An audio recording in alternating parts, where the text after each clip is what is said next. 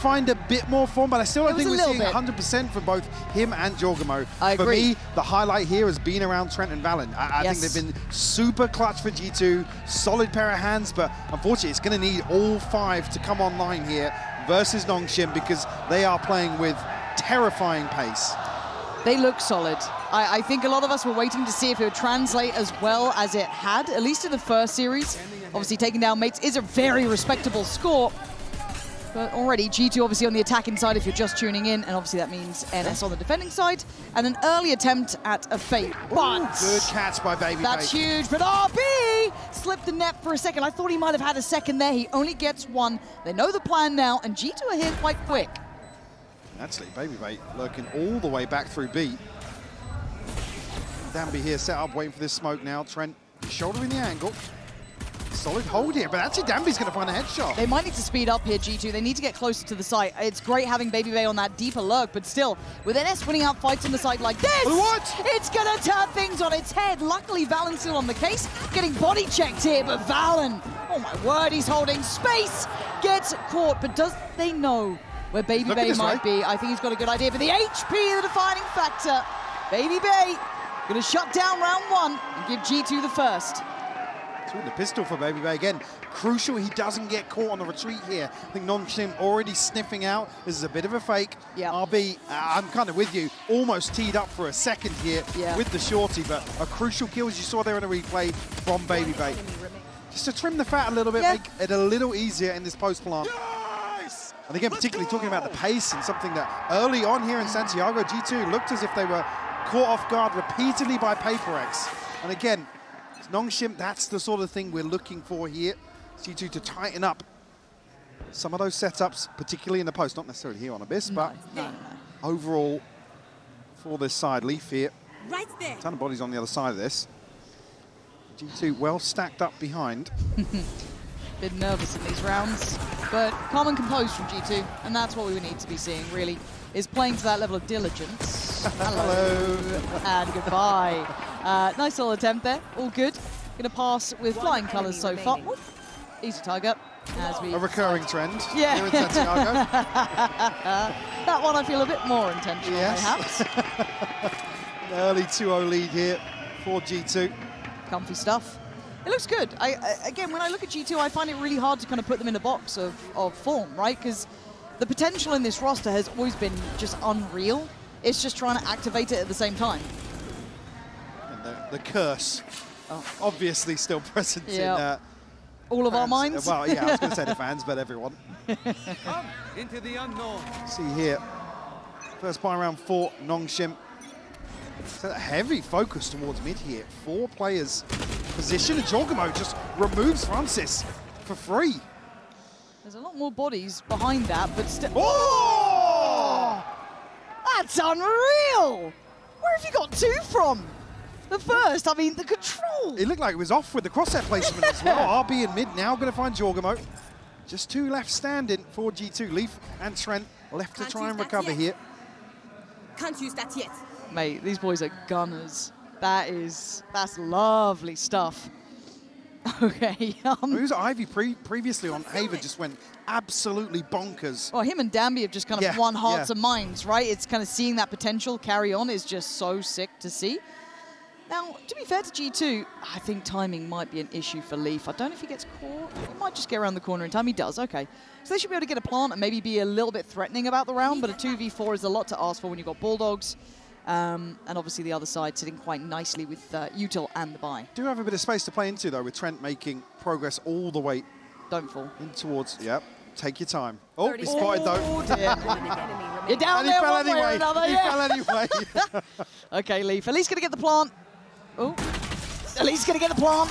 That'll be fine, but man, show me those first couple of shots from Ivy. That was pretty sensational stuff. Micro adjustment there. Like I said, the crosshair placement ever so slightly off, but... Oh, that second. The spacing's not even bad from G2. No. You can't even really fault them on that. Yeah, shake that one off. All good. So Nongshim will find a response early here. Yeah, actually, Danby. Just 2 away from Ultimate already on the side of G2. Decent progress across the board. Everybody about past halfway. unlikely to see anything here in round 4. Unless we get a big round from Danby. Could do. And I think this is when my interest in kind of Babybay's form, obviously Jaw's form as well, just keeps catching my eye. Because I think we've seen a massive upswing from Babybay as well.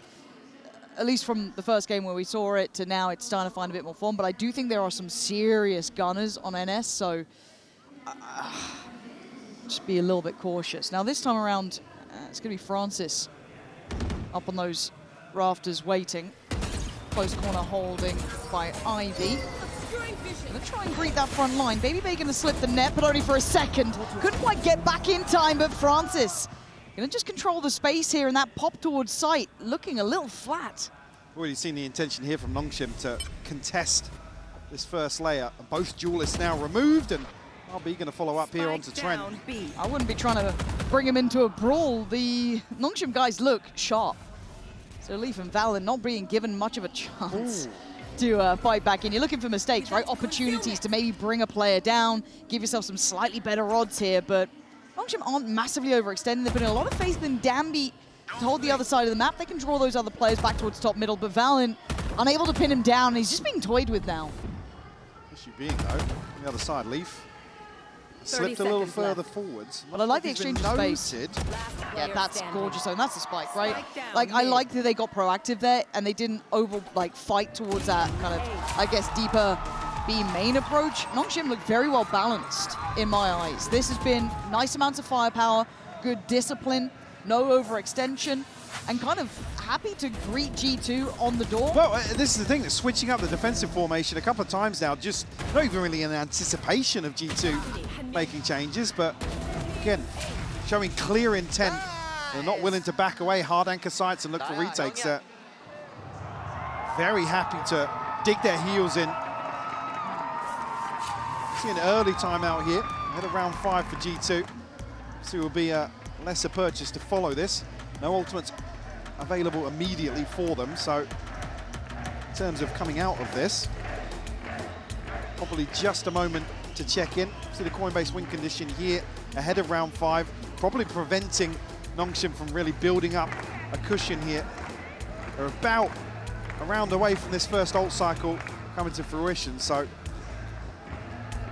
G2 can do any damage here, maybe just force some repurchases, make it a little uncomfortable while we're tied up to a piece. Yeah, I'm just interested now to see what the game plan is from G2, because I haven't seen mistakes from Nongshim. They just look solid, right? Like, this isn't like a cheesy look. I know, you know, the double duelists love it or hate it. It's here to stay. They just look very controlled. As you said, they haven't done any massive changes either in these initial couple of rounds, round 3 and 4, a couple little switch-ups on the site. But again, just seeing that little proactive re-clear in middle, making sure that Danby was never going to be alone on that in case he got isolated towards that vent, kind of slipped towards A. They were instantly there, making sure that was already controlled. Yeah, it gave a bit of space to Leaf, but it's not the end of the world. He couldn't really achieve too much on the B site alone without the spike. So again, already really nice reactions. This puts really the question to G2 of what do you have in mind now? Can you activate Jorgamo? Can you activate Babybay? And again, a little bit of a different setup. Envy this time, the one not necessarily solo. RB is here, but they have to be ready to handle that first player in, which is going to be Babybay, and they decide to kind of leave him to his own devices. Handled by, again, Ivy is just so in control, looking very cool, calm, and collected, but they have slipped mid. They don't know about this yet, and now they certainly do. Jaw going to claim a little bit of space and open up a chance. It's towards the A side. Danby the one who's going to be on red alert, feeling all that pressure. But look at the proactivity on the other side of the map. This is, again, very, very good. They are not really resting on their laurels. Danby, I think he's going to be tested here. Might just be able to... Can he live? ...exist for the time being. He might be able to catch his transition into main. But this is stunning. Even if he goes down, look at the time he's buying for this flank and this rotation. It's not really even a flank at this time. But again, for G2 to navigate that, to not over-pressure the point, but Trent's vulnerable here. He's very alone. It allows for a trade. But they're making something of this round. They put the pressure back towards Nongshim, and maybe this position now becomes a bit more readable. There's no pressure coming towards Jorgamo. He sees nothing towards that CT side. So they can keep this sort of presence here towards A main. Valen, lovely control on the corner. And Francis not gonna have a say. G2 making it work. The Mastercard thrifty there in their hands, and they really worked the map on that. Absolutely. I mean, Danby, as you said, able to buy a lot of time, but it's very one-dimensional an approach there, and barely even getting past the first player. I mean, the fact that Trent's able to get away with finding this first here just allows G2 to read the situation towards CT. They know then Alan can challenge here. Let's go, boys. Great response found by G2 coming out of the timeout. First instance, really, of Nongshim being caught on the back foot. They said positives elsewhere in terms of being proactive, but G2 just followed through. And I like this reaction, though, from G2. Maybe understanding the operator could be in play, so a fast mid-piece. Oh! Ivy! Gonna send back to the next round, basically, at this point. Quick pick on that.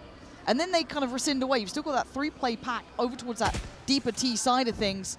Leaf feeling that there is someone trying to work a main, so they're going to work this together. The deeper owl drone coming in, and RB. Who's going to hurt this? He's Yeah. committed. Valen didn't get the shot he wanted on that spray either.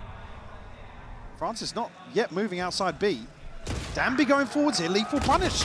Oh, it's messy. And G2's just discipline and their ability to wait for Nongshim to try and make some over. Oh, this is an issue now. Francis still has a way out of there for a couple more seconds. He wants to drop a body.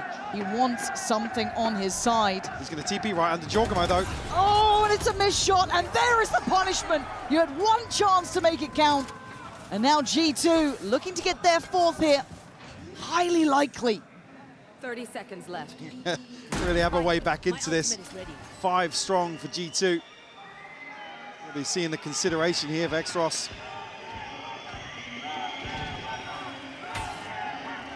Won't be noted here, but again, with G2 just hold on to...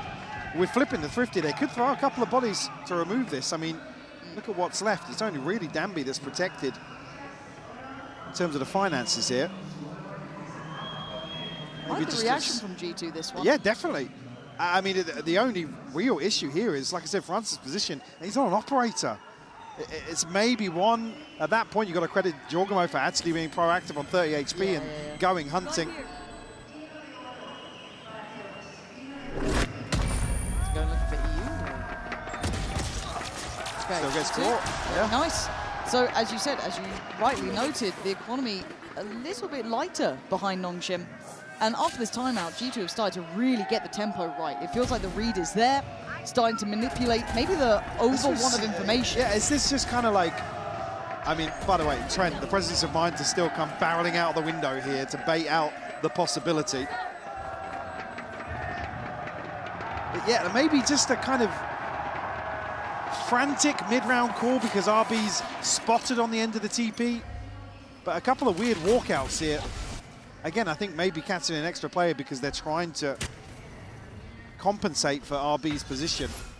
They're going to invest here, but it's all a fake. We see where the spike is. It's just to draw bodies here in the anti-eco. They're biting on this, though, and you feel like they have to because they're on that lighter purchase. So Baby Bay gets to farm a little bit. That's one. He's all pretty much alone here. How much damage can one man do? All right, Mr. Charisma. He's got 3. Just farming up the ecos until then. Danby is going to go down regardless. And they've come back around. Why not after the level of success the Baby Bay had? He's created that safety for the plant. And now they wait for the catch on Exros, who is on the other side of the map. Yeah, I mean, Baby Bay just used his ult. He's already halfway back, so able to find value here. The round will follow, obviously. Looking very comfortable. It's only Valin missing 1 point in terms of having every other ult available. Damage here doesn't even really matter. You look at what's behind this for G2. Nice. On the first, though. Well, it's nice to not feel shut out of the Yeah. game, I guess. You know, and a couple shots. Don't think much else will happen, but, you know, it feels good.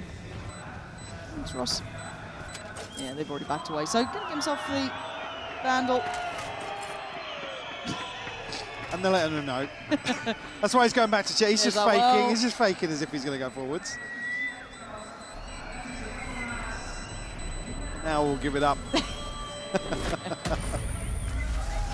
we go. So going to keep the Vandal and move on. But G2's solution has been working wondrously. And maybe it is just overreactions from Nongshim as well to a degree. I feel like they bite pretty heavy on some of these side takes. I was kind of complimenting how proactive they were, but I want to see the balance of understanding when it's that full commitment and when it's not. Follow, Dre. Trent impressed from the back lines. Switch up once more, going to leave Ivy tasked with holding down the B side. G2 actually poised towards mid and A, but again, look towards top mid. There's 4 players initially this way for Nongshim. Do they follow through on this pressure early on? Oh. Well, Jorgamo's been caught. That's Danby applying that pressure further, right? Trying to take that aggressive fight and the right read on rotation, but keep your eye on the spike.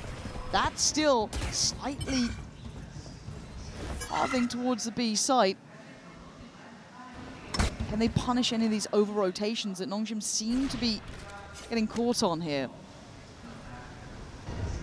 Haven't conceded a player yet, so Nongshim happy to go forwards outside of A.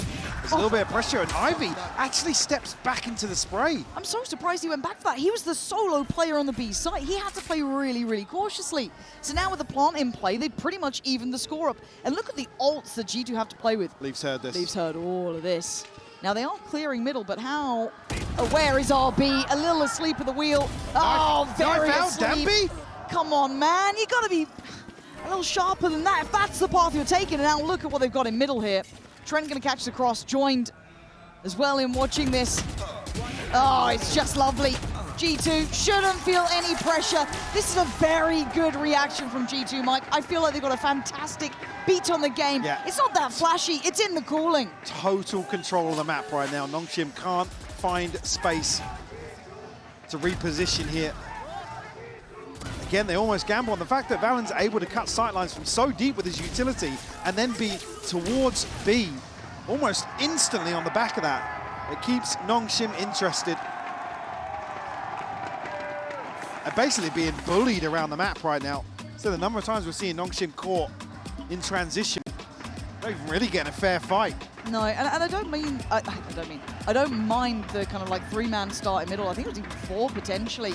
But then to fully gamble stack on that A rotation and then overpeak on B, you're giving G2 what they want, right? Like, after a man loss, you're looking for a pick back ideally, or maybe just gambling on the right side of the map. And the fact they get that is a dream come true. Then you've got the ults to layer in on top if they want to, right? They could always lean towards it. So you need to see Nongshim maybe just get their heads back in the game. They feel a little bit behind the curve here. Coinbase win condition coming out of this. Nongshim timeout has to be around these ultimates. RB the only one missing. The purchase isn't going to be a full buy. I mean, there's a couple of players buying down, right down to 100 credits, 350 credits here between Francis and RB. So it looks like they want to make a go of things. I mean, at a 6-2 scoreline, you almost have to. And yeah, even previously, what was a 9-3 half versus all gamers for G2 on the defense. So really looking to continue that trend regardless of the side. Desperately need to see a response here from Nongshim. To flip the tempo a little bit on G2. They are in the driving seat right now, but Jorgamo with the right response coming out of their timeout. Yeah, and look at the amount of space he's been taking here. I need RB to live too. Leaf? Leaf's going to hear this again. I think he's heard it. Right place, right time once more. He's done exceptionally well. However, the only difference being RB succeeds at holding space on CT. The 3-play pack roaming on those back lines also delivers on the front of Leaf. So we're finally seeing an opportunity now. Francis is going to really take no chances. Ult's coming in, take the space, and try and find a way in. Going to pop another ult in for good measure. They are putting everything they have into this. They needed a way to break back in, and this is looking like the solution. Nongshim finally finds some stability after the timeout. Doubling down on this proactivity. Finally catching G2 off guard. I mean, Leaf in a position where he's set up to potentially find 2 or 3 kills. I think we're going to see... Oh. Wow. Okay. You can't really fault him for that one. Let those happen. Bro, like, come on, man. Come on, Come on, bro. A bit of frustration. But again, I mean, G2, in anticipation of this, it's already... The precedent's already been set on the side of Nongshim. Yeah. So maybe the frustration there with just a few engagements not going their way. And costly in terms of ultimates there for G2. Still have the Divide and the Hunter's Fury. Nemesis will be at least identified. Take flight. What's the deal with the recon here? Burn the L drone. Francis is staying. Okay, thank God for that. I thought he was sticking around for a hell of a long time. Danby. Panic Yeah, lets his ult rip there and now they follow through now. Oh, I don't know if I like this. It feels like it's desperate. There's going to be nothing coming out of that the Nongshim want. Danby hell-bent on trying to make it stick, but then Jorgamo. Similar scenes. Yeah, what is going on between these two? The battle of middle not really settling happily for either side. Both teams so willing to set the tone of some of these rounds. Not shy away from these engagements here. Looking towards Leaf in particular once more. Oh, yeah, gets a spot. Great trade from Ivy, though. That's really good from Ivy. A bit of a jump scare after the first, but a very patient round from G2. It feels like they're happy just kind of letting this one simmer for a second. It was that kind of reactive play in middle, and now kind of congregating together somewhat, but it's a recovery mission for the spike. So you look at where it's heading, it's going to be A. 17 seconds, so they can't really make mistakes here, and RB's got the paranoia. That missed smoke should be very telling for Nongshim, but they're still curious towards B. I'm surprised that they haven't backed away. Full faith in RB, and he can only do so much. G2 have carved a path. They've made something out of nothing in this. I thought they had the right read. Huge deny! I guess they don't need to rotate. They've got Ivy still locked in.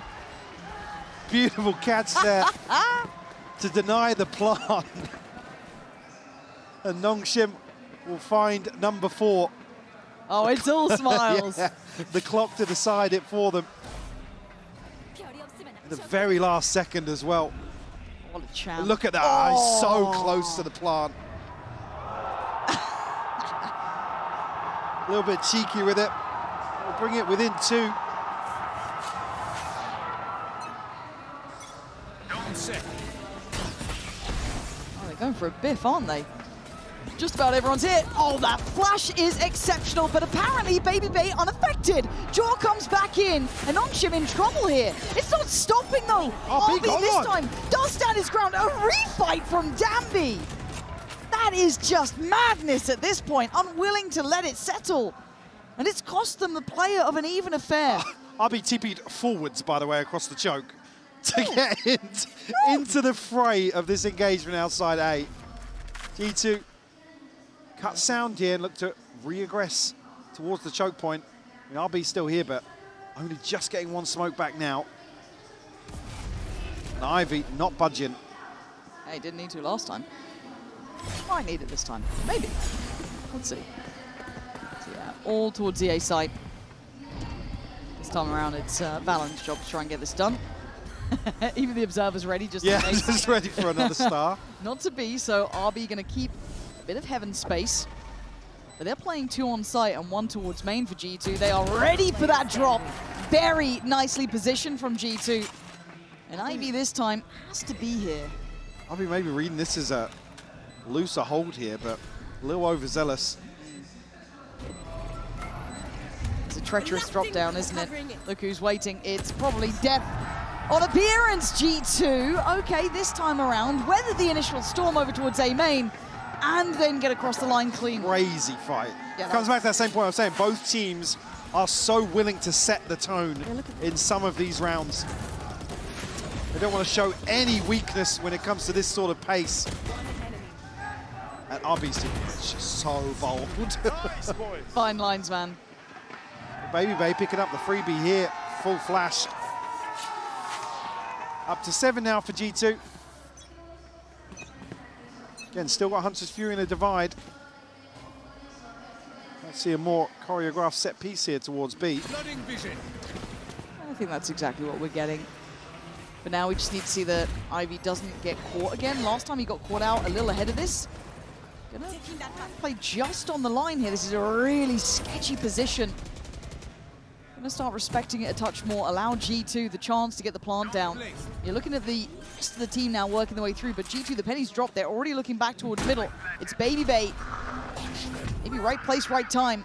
Divide gonna go in, and Baby Bay goes forward. It's a mad fight. And now Trent's under pressure. He's being pushed. Danby's got him dead. Leaf now the only backline Lion player trying to keep back 2, has to outdo this. What's going on there? Jorgamo. That's unfortunate, really. Leaf still trying to keep these guys in check. He's got no chance against them. So Valen left in a 1v3. Francis on 30 HP, but still very much able to get involved here. Valen trying to find a corner, find a player. Can't deal with Danby. Bounds in and goes for the defuse. NS keeping within touching distance, Mike. They are not out of it yet. Yeah, absolutely fantastic to see it. Nongshim, sorry, get a recovery to 7-5 on the half here, Lauren, when it felt like G2 were in firm control of the majority here. Very happy to see a resurgence at the very end from Nongshim. Not going to let themselves fall apart in this, going to keep this one very much close to hand. Keep competitive, you saw it at the end there. Very, very nice stuff, and a confidence builder potentially for Danby. However, Valina is standing in the crowd with Gentlemates, Mini. Hola Santiago, un aplauso para Mini de Gentlemates. I'm here with Mini from Gentlemates. Mini, do you want to say something to this crowd? Hola Santiago, hello guys, what's up? And now Mini, I know it's tough, but I want to know, how is it watching this amazing event from the other side at this time? I mean, obviously it felt better playing on the stage, but being here, enjoying every last moment I have here, it's amazing and I'm glad to be here. Definitely. Y bueno, le estuve preguntando también, obviamente es un poco duro estar del otro lado del stage, pero quería saber cómo se está viviendo las partidas también, y dice que obviamente prefiere estar encima del stage, pero que lo está pasando increíble y que que quiere aprovechar cada segundito posible acá. So now, also, I want to know for what team are you rooting, but also what team is going to win the Masters Santiago? I mean, I'm excited to see Danby Shotgun on the next 2 maps. So here, I'm rooting for G2. After, I think I'm rooting for Danby. And I hope HyperX is going to win it all, so hopefully HyperX will win, yeah. Ok, let's see. Bueno, le estuve preguntando también ahora por qué equipo va a animar, por qué equipo va a estar ahí apoyando. Dijo que ahora quiere ver a Danby la Shotgun, cómo la va a estar jugando, pero por otro lado también va a estar por G2 y cree que HyperX va a terminar ganando este evento. Así que vamos a ver lo que va a pasar. Esto es todo lo que tengo por la entrevista, pero quiero saber también si es que ha aprendido algunas palabritas rapiditas en español. Have you learned any words in Spanish yet? Sorry? Have you learned any words in Spanish yet? I mean, hola, me llamo Patrick. Vamos, Gentlemates, viva Chile! That's it. That's perfect. And the crowd loves it. Thank you very much, Mini. Esto es todo lo que tenemos por ahora, pero quédense aquí porque seguimos con esta partida increíble. Keep here watching because we have this amazing match going on. So back to you guys. Thank you. Michael, have you learned any words in Spanish while being here? Let's discuss this. We can take this offline. Right, we'll circle back around. Yeah, circle back around to Perfect, perfect. We'll pick it up in I'll send the invite to you. Yep, please do, please do. 5-7, if you're just tuning back in. There was a real sign of life from Nongshim there. I actually like what Mini brought up as well, something that I'm quite excited about, the prospect of Danby on that shotgun, but also Jorgamo as well, the original merchant of that business. Can't wait. But we have to pass map. You absolute misery. Right, it's your round now. You've soured my mood. Slow push here. Nongshim might get caught with the spat. Jorgamo doing a ton of damage, but yeah, unconfirmed, but it's there. Valen, ooh, does get hindered, but does he get to get caught? They're trying, Belief. Oh my word, Leaf! Just where the buck stops. 3 big kills, and I thought they could have maybe shut down towards Valen or really pressured it, and you're right, Danby's on 5, man. Oh dear, it's not a pretty place to be right now.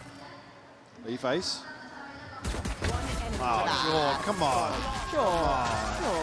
There's a chance on that. There's a chance there, but G2, I mean, that's a dreamy pistol. 5 alive, everything good, ticking the box. She's starting to feel the game out a little bit. Lovely, lovely work. Huge bailout here from Leaf. Catch this. I was so worried they'll be able to close down towards Valen. Yeah, I mean, RB. It's just looking to pressure towards the initial target being Valen. You just what? No, I just got 3 kills, guys. That's what it was. Guys, got 3. Got 3, guys. Danby's got a shotgun. It's not the one I wanted, but... Well, this is your round now, then. Okay, brilliant. Thanks, man. You know what? You wait to see what he does to Baby Bay. You just wait. You just... Oh! I've told lies. Yeah. I've told big old lies. Baby Bay farming. The new age Eco Cobra is here, and RB got tread down, but Baby Bay is still just racking him up. He got a Bulldog out of it, and he's got maybe a chance for this side. He doesn't have any teammates though. That's pretty tough. RB. We take those. We'll plant here. 1v4 out of it. 30 HP. I think this one might be done. It's done indeed. Okay, so Bulldog. Did it go over the edge? Valens just he's dropped a classic, guys. Yeah, I think it did. They're having a look. They're having. Of course, we'll have a look. Yeah, let's have a little watch back again. Baby Babe. Man, this guy is farming him up. See if we can spot it being chucked off the map. I don't think so. I don't think Jorg already had one, right? So yeah. So I guess they lost a little. They made something out of nothing. For Nongshim, though, I need them to look a little bit threatening here. Otherwise, I think G2's just like slow, mechanical, deliberate approach, which is kind of what the coaching staff wanted, right? Is just play to caliber. Let's just kind of be controlled about this. Let's not make silly mistakes. Let's just keep it clean. And they're doing that, right? There's no big X-Factor players standing out above the rest. It's not these mad Trent rounds or jaw popping off. And they don't need it. Particularly here in the second half, we're looking for Francis to play alongside Danby. Maybe put some numbers up here because in a much slower half in comparison. So you're going to be walking the tightrope in terms of the finances now. Not necessarily going to want to see Nongshim take too many risks until they can establish some sort of control. Have to be conscious here of an awkward purchase from G2. So they're going to be well invested for the follow-up round. Even here, Leaf not facing off against any light shields with that scope.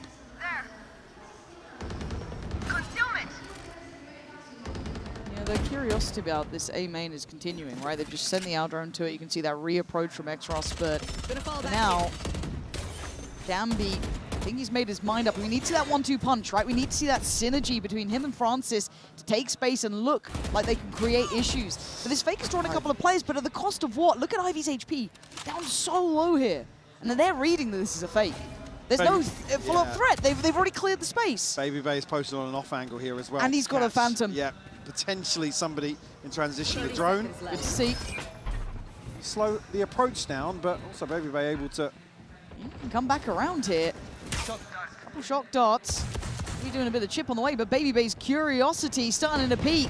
Danby none the wiser. Baby Bay beheads him. And look at this, G2 just fighting back in. RB does manage to control it, at least catch one here, so they are not out of the woods just yet. It's a 3v2. Xros and RB trying to play together here, and it's looking like Xros is going to slip back towards A main. The other three actually going to put in the divide. They are going for this one. They see the potential. They see the possibility, and RB can't get away from it. Fated to fall as Xros now trying to play against this, and look at his HP. There is nothing this man can do, and I think he knows it, having to watch that defuse go against him and finally put out of his misery. G2 are crossing the T's, dotting the I's. They are absolutely in control. I mean, they just fold on this post plant. RB, fortunately isolated here by the divide, has to go for a bold TP to reposition away. There's no counter swing from main. Just get lost in the chaos here. The last two remaining members of Nongshim. No surprise to see a timeout called here. Yeah. After a bit of a fumble and a bonus conversion for G2. Had good progress here early on for RB for sure for the TP, but outside of that, you're not seeing the crucial ones you want to see. Between Danby, Francis, potentially. I mean, Valen also now putting numbers up alongside Baby Bay and Leaf. Yeah, not really sure Nongshim got off on the right foot here. Yeah, and I think that's what worries me. Just because, does it affect them for the rest of the game? Again, a lot of these players, not a lot, but, well I guess RB, a lot of these players are still relatively new to these environments. Yes, they had a great first game, but a slow start when it feels as kind of oppressive as this is. When it looks like a team's getting bullied in terms of the macro, that's when you can come back from score deficits, sure, but absolutely. When you are just out of the game, you don't get a chance to set up, you don't even have a chance to shoot your gun in some of these rounds. Like. they're the demoralizing rounds. You can kind of shrug off a 50-50 coin toss. Some of the situations we've seen are just G2 just brute forcing. Yeah. And that's the harder ones to really deal with. Yeah, and I think it's going to kind of test the mental of Nongshim when it goes in towards maybe the later rounds Absolutely. here or into map 2, which will be their choice. Obviously, this is G2's map choice, and you'd argue they're one of the better teams at this too. It's a real strong point. Baby in the right place and potentially right time. Looking to try and get one, but no. Core Towers, Danby gets a new lease of life, but quickly traded at the loss of Francis. So you look at the mid lurk, going to be handled again. This is a lighter purchase. Ivy's so early on that as well. Seen him caught off guard a couple of times in this mid position. Here, an upgrade here, at least there's a rifle in the hands of Nongshim. Yeah, I guess Extros is the X factor maybe, but they've already cleared close sight, and Trent's caught RB. It's Danby trying to put in some numbers here, but swiftly quelled. There's now just Extros, the last one alive. Position now should be known, and it's just simple stuff from G2. Clinical. It is sophisticated dominance. It's not even flashy, really. That's the thing. G2 just going about their business today. Initially get over the first hurdle for sure, but a lesser purchase here. Weapons from G2 just shining a little brighter. Great catch from Danby, but the fact that Jorgamo is able to get in, equalize the head count So quickly. and then get away. Nice retake, bro. G2 up to 11 now. Crucial buy round, if there's ever been one for Nongshim. Got a little bit left in the bank behind this because of the plant, but France is sitting at 3 and 14, just He's not barely present here in Abyss, to be frankly honest with you. Yeah, and I think we've seen the potential of Nongshim, and we've seen how good they can be, and that's why we're left a little bit wanting, right? You want a bit more of that, you want to pressure G2, and G2 just look super, super stable here. Initial denial. Baby Bay not going to let them scale up as they dreamed to, but the second time of asking, it will be Nongshim trying to get that pressure building. Danby, it's the shotgun, but Jorgamo's got you two right back. And even trade out though this time, and maybe with a little bit of brute force, it's going to work for them, but they have to get that spike back, and in the meantime, Trent's caught one. Don't doubt Trent in these. Well, does he read Ivy? Ivy's finally caught somebody in mid. It will be noted initially here, but Trent knife out behind the smoke, and Ivy will punish. Finally finding something in this mid position. Nongshim do enough damage on the site here to spread G2 a little thinner. Nice to see Danby having a bit of pop-off in this as well. Starting to maybe get himself feeling active in the game. They had to dig pretty deep for this, because look what Jaw was doing right back to them. So Danby had to go pretty far to claim a little bit of threat on the site. And again, credit in my mind to him. And again, Ivy finding good timing on that middle position, because last time it felt a bit too fast. He's getting slapped about in mid in the other rounds where Nongshim are prioritizing the extremities here. G2 going forward, so. Yeah, they want to have a fight here, and Nongshim just going to soak that up. They're going back out. Danby again!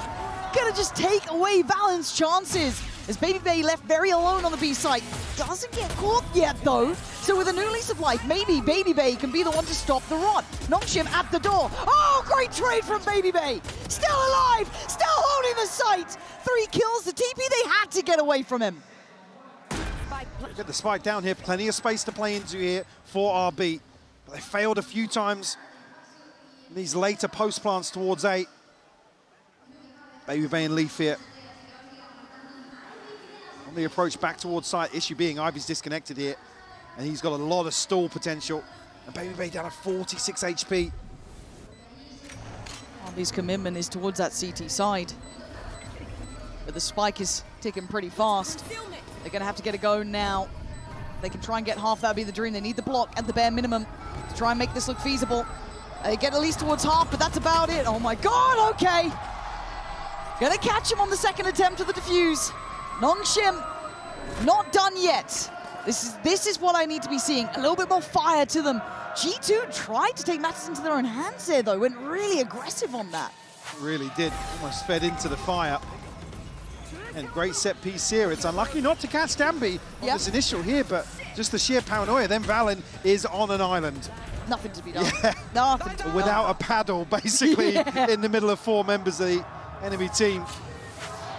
I don't like it. Yeah, maybe a little baffled by the commitment to the execution, but have to shrug it off now. G2, lesser purchase. There's a Bucky, a Stinger, a couple of pistols thrown in the mix. I just feel if Nongshim get past this round, I don't even want to say cleanly, because I feel like G2 are going to make them work for it. It feels like it becomes possible, right? The game suddenly starts feeling like it's a bit of play into this, but that middle area is an absolute death trap. I mean, Ivy got support this time at least. Well, France is coming back around. Going to be spotted out by Trent's Aldrone. And they continue. And here comes the pressure. Jorgamo hungry for it. Pops the ult! But for only a second. It's Baby with Baby that wants to draw blood. Okay, this is still keeping me present in this. They've exchanged space, so they will get sight. But look how close G2 are. Look at the flank coming through as well. Very early on. And leaves the one with the rifle as well. Nongshim going to get the plant down for now. The connection's huge on this Baby ultimate. Bay, he's got 4 potential players here. So many bodies to try and do damage to. Exros, though, nicely plays out the smoke, but it's messy. It's given G2 another chance at this. 3 against the 2. Francis and Exros have to keep their composure. Oh, God, have G2 just broken them in this scenario? Francis has to fight it out. 7 bullets. Oh, my God. Brilliant. Oh, he's down to the classic. Francis, he can't do it. Trent, well in time. Francis with a fumble, feeling the pressure. As G2's cool, calm and collected approach in the end gets him up to 12. Just when you think Francis is about to deliver a miracle here, the bait into the classic as well just gets ahead of himself ever so slightly. What a manic round this is as well. Truly. So crispy on these first 2. But Trent just looking way cooler under the pressure. Starting to see that pedigree with these G2 boys as well, starting to get their real form.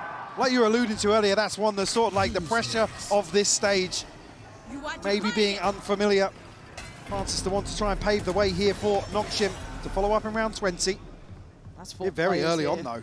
G2 have everybody on this side of the map here. Plants in. Oh, they're going aggressive. Yeah, they're trying to keep space. Bravery, maybe the name of the game, but look at the connection from Trent. He's going to send them scarpering away as G2 flooding back in. Softened targets, but Exros doesn't care. Going to take away Valorant, eye up a second. Brilliant work. A third, not to be. Jorgamo's there in the blink of an eye, and it's a 3v2. Arby and Ivy make it just. Ivy with the stinger. And standing guard is Trent. Falls on one, but Jorgamo on the trade. G2. Looking like they ain't breaking a sweat today, baby. Mr. Charisma showing us what it looks like to pick up map 1 here. 13-7.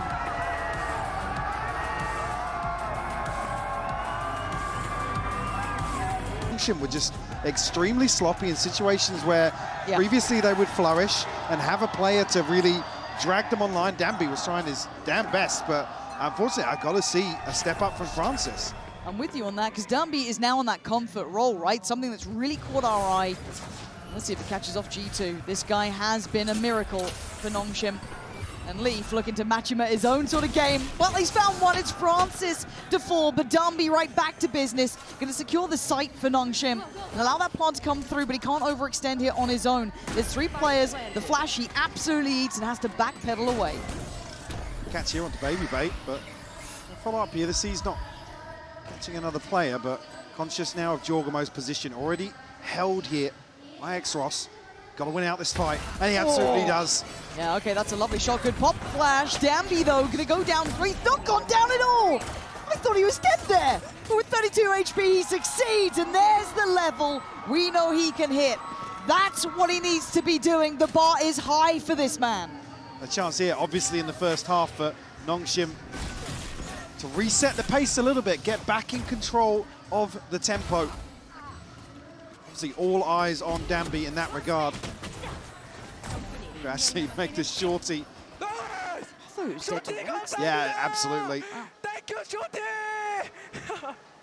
I guess. Thank you, Shorty. Yeah.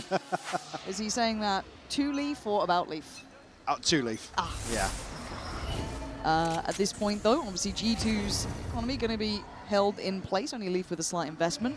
So for Nongshim, this is a great start, right? If it was a confidence conversation, this will certainly help, as now Danby wants to go farming. He's got a stinger and every opportunity to do so, but G2 have to be warded away, and they do at least get the ult orb, so that's a nice bit of silver lining for them. As Nongshim will need to start deciding where they want to head here. Yeah, Leaf playing super deep towards elbow here. Nongshim still trying to piece together exactly what's going on here, but RB will be rewarded for his patience. Catch onto Trent and Babybay. Yeah. Thin out G2 a little bit. France should be next on the cards here.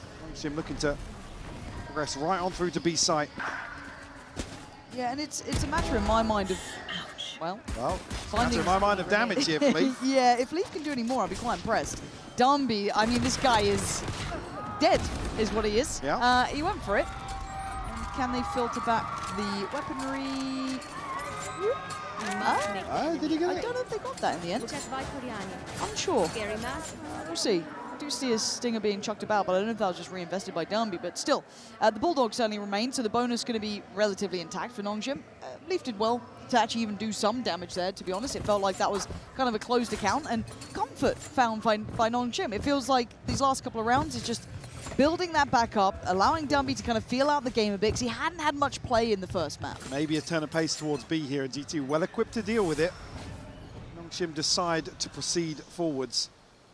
The third player effectively positioned here. Confirmation will come through off the flash. We'll draw Leaf back a little closer.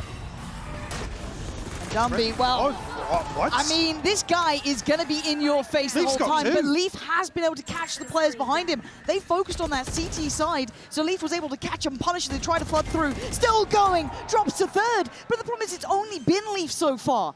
With Babybay on that judge, it's going to be brutal trying to build it back through towards the site, but it allows for a trade. Jorgamo going to land it, Dumby's gone down, and Ivy wanted on the side, 2 big kills for himself, makes it a third, eyeing up for Jor, going to be walking this, he's been spotted, shield now gone. Ivy's got the corner to play with and the time on his side. Jor does not care, doesn't give a damn, but how costly was that? Ivy trying to get a little antsy here. Trying to play super aggressive, not allow Jorgamo any space to breathe. A crucial headshot found, but you're absolutely right. Costs them almost everything after Leaf finds 3. Great hold from him initially. G2 reading into this bonus attempt very well. Nice! Let's go! See another judge out for Babybay. Trent struggling as well. I mean, Valent's barely off the starting box. Yeah, I mean, all actually, 0-3. Leaf does have the pit, so he can happily ride this out with a judge. Jorgamo, if he can right his wrongs from previously, has the desk noted on in terms of the ult usage, the ult value, I will say. I like the way they're trying to play off that pit, but they feel no pressure back towards it. Very little utility, so they've already adjusted players. Kind of a 3-play position towards mid to an extent. Babybay is on more of an island, and he does only have that judge, no shield to complement it. So still a very fragmented purchase. And on the other side, Nongshim do have the advantage in the purchase here themselves, and they've already taken that kind of A main build-up space towards the courtyard. So Jor playing backside here, going to be checked on and spotted first. Francis teed up for success there. I think Jorgamo just not expecting that position to already be controlled by Nongshim. Flash doesn't catch either, so Trent not necessarily reading that Francis is still this close, but opts not to proceed. Pit's actually dropped now outside B. The window of opportunity to pressure towards Leaf on this judging will be identified very early on. Yeah, but he's still Leaf. He's still standing. He does go down. I thought he was on for the second. Yeah. And I think Xros did take a good chunk of damage, but he does get to breathe and they get the site. The plant should be up next. I don't think there's much to deny that. And you look at what they're left with. A stinger with Trent, Babybay, no shield and a judge. And RB should hear all of this, and he's got help here. He's got support on that CT crunch, that crossfire on the contact. Should be in play. It's perfect. Nongshim in very much the driving seat here as Babybay's opportunities are very slim. Xros the only one who's potentially able to be caught, and I think he knows it. This one's really not playable. No. Maybe given a chance to find an exit here, do some damage to the overall economy. Not going to have too much of an impact, though. You know, ideally, want to see RB and Francis slip away. Not going to catch the last player. Low HP Xros. Only real feasible target that Babybay had with the judge at that sort of range, so we'll give it up. Didn't even catch the timing on the pit there. Was there some pressure towards Leaf potentially, or was it the pressure over on the other side? Yeah, does he rotate out of the pit? Again, it Francis drops. was near, right? Like, he Yeah. was still kind of, you know, flashing and trying to keep some presence on it, but still, I'd hate to see it being just two one-sided maps. It just feels like we're not seeing this fight between the two of them, right? I want to see a bit more of a reaction from G2. If this kind of falls into the same category that we saw from G2 earlier in the tournament, I don't like that. I don't like it at all. Great for Nongshim, but we know that Dambi's good in this role, right? On that Neon, kind of playing that super high-tempo, flashy approach. I mean, suits a yeah, BT. you could argue in terms of the reset between maps here, yes, it's back on a comp. And in terms of the tempo, it is ever so slightly different. Yeah. Obviously with the Neon, and it's certainly for them how they want to play, right? Yeah. Instead of shoehorning something else in, but the Coinbase win condition here for G2 in the timeout. Not much to really pin hopes to, but we'll try and muster together maybe a couple of purchases. Jorgo's still sitting on the ultimate, but nothing else to really invest here. BabyBay yet to get on the board. I mean, neither's Trent, neither's Valen. It's been really, really quiet from them. They feel like they're constantly a little bit behind in my mind when it comes to how Nongshim are approaching this. It is only round 5, so it is still very early. So maybe just kind of, I think I'm a little bit soured from when we last saw G2 here, that I'm seeing what feels like a bit of a similar scene. A bit of a weird buy, actually, though, because I didn't even spot that. I mean, I saw BabyBay die, but he's obviously full invested back into this. Valen and Trent sitting on 2,100 and 1,600, so we'll throw the balance of the overall economy in a weird spot here for G2. Yeah, it feels like they don't want to let go of just ecoing out around, but they are going a bit more aggressive down middle to try and take space, but Nongshim are direct in approach. Not really too fussed about feeling out the purchase when you've got Dumby doing this, taking space and taking names, and looking to follow up. It's Trent on the other side, yet to even really get the ball rolling. I wouldn't even be flashing through that. I don't want him to know I'm there. I want nothing to do with that. Screw it, and Leaf has just been warded off the side. He can't even really play on that B side. The Guardian, not enough to really seem that threatening. As now they try and build back up here. Nongshim already looking to react towards that CT side. Dumby again going to drop another body. Find another player to punish as Jorgamo, the one to try and save the day. Dumby doesn't give a damn. This guy is just roaming the site and just taking body after body left in his wake. And Trent's barely moved in this. He sent forward the dog. He's done what he could, but Dumby is where the story ends. It's 4 for him. BabyBay retreated very early on in that exchange. Again, brought down to 0 credits now. Tasked with holding on to the rifle, but challenges in spawn, and RB will remove it. Nongshim up to 4 now and starting to hit their stride. Looking to stretch their legs a little bit now with Damby on the signature weapon. You were so excited to see, Lauren. 4 kills for him there. And look at it, you can see why, right? So much confidence. Something that, again, whether we agree or not, they said was lacking in map 1. This time, certainly igniting a bit of that reality that he can make him look like any other player here. As G2 just still chucking in a bit of a purchase.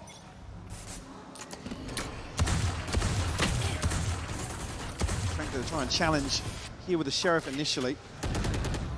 Identified. You get a connection on the other side of it. Trent now got to be so careful, but does shut down Damby.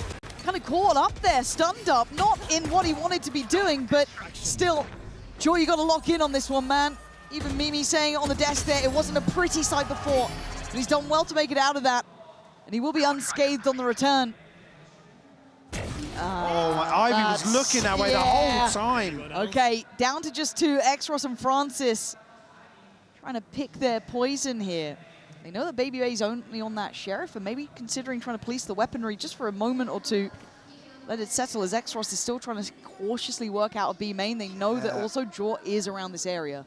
Jaw's going to tuck into elbow here. He can't really overextend. Yeah, probably happy to concede the plant because he's conscious. Somebody's lurked all the way through top mid here, but isolated. The paranoia building in the backlines. Ultimately his demise. Now, do they get any weapons from this? I don't think from this approach Valen will. There's the upgrade for BabyBay. No shield to play with, though. He's going to have to wait a little bit of a second for Valen to get around into a position they can work from. All going to identify Great Valen. Investment. That's Great a really investment. good piece of timing on it, too. It keeps them able to focus a little bit towards mid. Eye up CT side. They know there's another player trying to work off this. They've got the drop on BabyBay here. Francis on a bit of a deeper corner, but it's red. Oh! That is magic. Absolute magic. We wanted more from Francis. I'll take a bit of that. Beautiful stuff. And again, this is almost a bigger win for Nongshim considering G2's purchase doesn't necessarily stabilize out of this. G2 teed up to really convert this round. Oh, crispy one tap there from Francis. We're seeing hints of him being a little more present here on map 2. All things considered, I mean, they come out of that exchange of rounds with the finances in a better spot than I would have anticipated. Yeah, I'm quite surprised. The loss bonus surprised. taking effect. Yeah, and Leaf, oh, doesn't even get a look in. This guy is the real deal here, Dumby. Don't you dare take him off the neon again. Let this guy run rampage. 3 kills. I've never seen the Odin move so fast. As it's on Valen and Baby Bay. Spike planted. Francis has this corner. And it just feels like this map is Nongshim's from start to end here. G2 showing shades of what we didn't like in the past. Dumby waiting. It's Baby Bay and Valen walking into what feels like, well, it could have been their death, but a new lease of life here. A little bit of time to play with, but not a great deal, and Francis on the case. That was what was missing from that map 1. We didn't see him be that like next layer. This Baby Bay just trying to make his way out of a smoke ain't gonna even matter. This is Nongshim all day long, and Mike, I think we're gonna be seeing just 2 one-sided maps. Absolute stranglehold here from Nongshim. In more ways than one. Again, they've got them just on the back foot permanently. Leaf here, postured up. Again, you're expecting maybe a judge and an opportunity to capitalize on a little bit of range with the Odin, but he's just so far forwards. And a great flash over the top actually from Francis to set that in motion. And even so, with Francis not putting up numbers in the first, he still now has that supportive tool for Danby. It's another tick in the box. And for me, the fact that they are doing this against Leaf, who's so far been probably one of the only players to really kind of... I mean, he's got 7 kills. Yeah, he was on 7 kills in the first, like, 3 rounds. He's trying to do what he can, and he's been generally quite a big stopping factor. But here, Nongshim don't care. They'll go through whoever's in their way. They're not even just trying to eye up that, like, pressure towards the A side that we saw kind of be a bit fumbly with G2 previous. This is just, we go where we want. We don't really care who's standing in our way. Obviously, the Coinbase win condition coming out of this for G2, for me, is around the finances. Again, I would have almost liked to have this discussion 2 rounds ago, but now at a 6-1 scoreline, they are trailing. Nongshim certainly done the hard work here in the opening rounds of this first half. Baby Bay and Valen on ultimates, but it's now a bit of a sheet coat to come into round 8. Leaf and Joe going about halfway, so not in a terrible position for the back end of this first half, but there's not necessarily any tools to offset this purchase, and actually drifting away from the Chico. Bucky and Stinger in the mix here. And a switch up for Nongshim. G2 about to feel the pinch towards A now. Well, let's see how clean these anti-ecos are, right? It is a little bit more reinforced with that Bucky and Stinger, but not by much. And Dumby's fear, just, it doesn't exist. The guy is so willing to go forward, and he just feels like it doesn't matter. Look at the utility he's following as well. It's beautiful, the layering, the scaling. God, if only we had this on Abyss. That's, I get it, well, I don't, if I'm honest. Put him on the damn Neon. This guy is something else on it. If this is the comfort, if this is how they want to play around it, let me see that across the board. This is a much stronger looking Nongshim. This is the team that caught our eye, that has been taking a lot of presence. And for Leaf and Jorgamo, it is a rough road back into this round. Hell, this would be a miracle if Leaf even gets a chance. Even at this point, the damage doesn't mean really too much. Nongshim will find number 7. Everybody's sitting comfortably above about 3,500, so I argue with these ults coming online, they're going to be very, very well situated for the last few rounds. It's pretty to watch. I just want to see more of it, right? It's like, if you've got this sort of ace up your sleeve, you've got this look that your team can run. Why are you stopping? Again, with the same sort of proactivity we saw, and this is why I kind of put it down to some of these engagements. I mean, they were lacking the firepower. You look at the minimap in some situations on map 1. And look at this! Yeah. Look at this tempo. The paranoia already sent in. I don't think that affected BabyBay, but now let's see where the layers are. Anything else to help him out in this one? BabyBay's going for it. Tries to go back in. Tries to offset it. Dambi just sees it as a red flag to a ball, and he is still hunting them down. Just set to succeed. The only difference maker is Valen. It's Leaf finally coming back through. Finally fighting back. That's what it takes for G2 to find a response here. A fast and furious round here over towards A. I think Dambi's almost expecting an extra body behind Trent, I believe, towards spawn, but Leaf and Valen is able to apply enough pressure here and actually dodges the flash. Great stuff from Leaf again. Another 3K from him. Up to double digits now, but G2, that's only their second. Feels like just a breath of fresh air after what was a very suffocating first half, potentially. Well, we carry on. A didn't work. Off to B we go. This one they have done well at. Shaw is waiting towards that CT side, but they're still filtering out. This doesn't really deny the scale-up that Nongshim like to do. And look at RB's position. Does it get checked on by Jaw? It doesn't matter again. This is great priority work from Nongshim, taking away that comfort on CT instantly, and they've got the pit to throw down if they want to towards the connector. This is looking wrapped up with a bow. Where is the reaction from G2? Where do you go now? They have a little bit of time to still piece together something towards elbow, but it's Dambi on the other side, judge in hand, controlling this space. Oh! He's going to get both. How is he? How is he still standing? He got to go back for seconds. He doesn't know when he's dead. And Nongshim are there alongside him this time. Francis ready to be that 1-2 punch. But this man is simply electric. At 17-7, he is a highlight player as BabyBay can't make it happen now. Nongshim are looking just different. Yeah, just around here to reset the loss bonus for G2. Applies further pressure to this purchase coming into round 11. I mean, he just... I take it all back. He looks good on the shotgun. Hell yeah, he does. And that's got to feel so good as a player to suddenly feel like you can just run through these people. I was going to say, it must feel awful on the other side. It is the epitome of what we're seeing currently in Valorant, and Dambi embracing it. Embodying it almost at this point, right? Try and stop me. There's the challenge. Are you up for the fight? Leaf is trying to be, right, slipping in towards this pit here. Waiting for a pixel, Francis! How do you win that? Show me his POV of that. Because you saw nothing. Jaw going to try and commit in the meantime. BabyBay going to try and take to the site. This time it's one out by Jaw. That's better. They've at least got a body back. 4v4. The purchase far from perfect either. Issue being, though, look at the progress made elsewhere by Ivy. They're off. Going to come from RB. Reading this rotation perfectly. Nobody onto site just yet, so Trent's going to be able to get an early confirmation, but he's only on a Sheriff. It's Jorgamo and BabyBay on the rifles here. Yeah, BabyBay's far. Jaw's at least in towards that CT side, so he can be a bit closer, but it was a really shallow dog. So you're not going to get that full information of where they might be residing. And a refight towards Connector. Again, Nongshim always want to take space. They will fight one of the three areas. I love it. This paranoia could be nasty as well. It is Trent. Can't do anything fully nearsighted. And Francis just igniting under this new tempo. Nongshim as BabyBay. He was on form in map 1, farming it up here.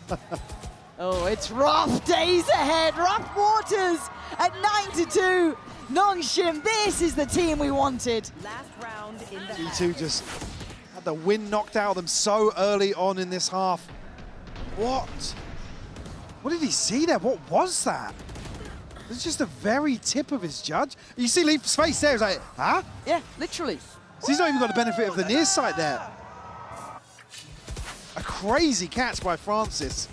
Up to double digits now for him. So everyone wanted to see him come online. He's absolutely shining alongside Dambi now, who's now on an Odin. Oh, God. The combination just sounds atrocious, doesn't it? Valen checked on, dealt with. They feel it out. They read the game. They're reading everything G2 want to do. And Jaw going to be checked on, teed up to be absolutely deleted. Doesn't matter the gun. It just moves different, man. It is something special to witness, but BabyBay trying to put up a fight here. Dambi Dumby. Oh!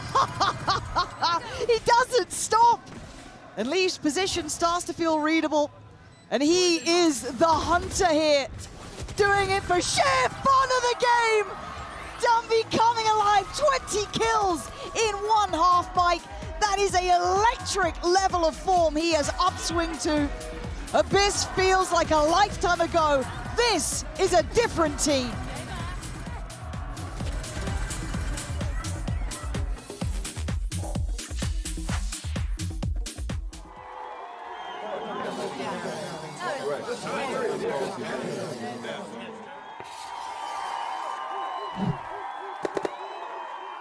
Red Bull gives you wings.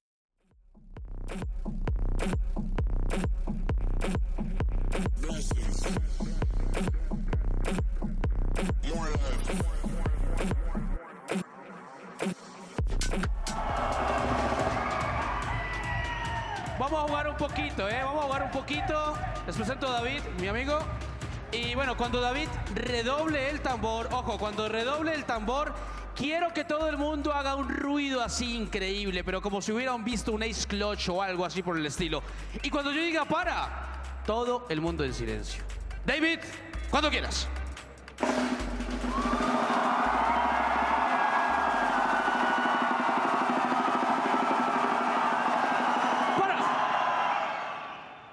Estamos bien. David, cuando quieras.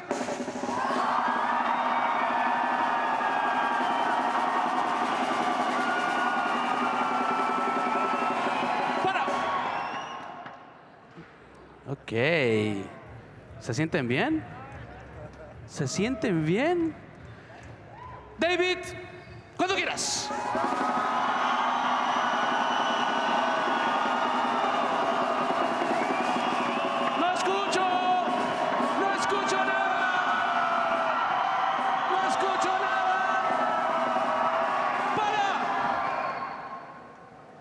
Son increíbles, ¿no? Son increíbles. ¿Qué tal una última? Pero reventemos, reventemos. Yeah. David, cuando quieras. Bit of energy. Yeah. Spurring G2 on, obviously. Yeah. With 2 rounds. Okay. I just don't know how you control Dumby. I really don't. Wow. I don't think G2 know either, which is probably the bigger issue. 20-7 Yeah, man. across that opening half. Like I said, it's only really Leaf that's able to put up any sort of resistance. Would have to get off to a flying start here on the attacking side. They have any hopes of getting back into this, but I don't expect Nongshim to let up at all. 4-player drift into mid very early on here in the pistol. They want this one done, man. Oh my God, the timing on the drop. Hello and goodbye, G2. You thought maybe you had a chance to play a normal round. You don't. Dumby wants to walk down middle, and he doesn't really want to stop. And Trent's kind of finally put him in his place, but I don't think that's going to stop him overall here, as they have the spike. And I don't think they're meant to. Francis. All right. Big tag. Yeah. Got to keep doing that, though, Trent. You got to keep doing that. You got 3 more, 2 more. Make it real. You had me believing, Trent. You had me believing. But Nongshim up to 11, Mike. This is blink and you miss it stuff. Really is. Expecting, obviously, some investment here with how we saw the first half go, but the drop of the wall here. Nongshim in position to farm in mid. What a weight off their shoulders as well, though. You've got to see yeah, it. definitely, yeah. Totally different look. To come back to the interview as well, obviously the discussion in between must have just been, guys, like, we need further commitment to what we're doing. Like I said, it wasn't really, for me, about respect. They were still very proactive on Abyss. It just fell short in other areas. So if that is the general consensus, what a positive map 2 is going to be going into Split in particular. It's certainly a wake-up call for G2. If they thought they were in cruise control, they have absolutely been put on notice now. As Babybay sent forward, as RB sees all of it, and doesn't get the shot he'd like, but he's going to know the plan. Now they prepare. Dumby ready, going to be able to reposition a touch here. Doesn't really back down. Going to be forced to. By Leaf. That's huge from Leaf. The upgrade here, Jorgamo now got the Bulldog in hand. Plant will come through. 3 left standing for Nongshim. Oh no. Beautiful, beautiful control from Leaf.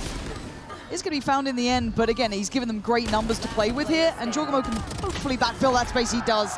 It's good work for G2. It is a very long road, though. Not going to lie to you about this one.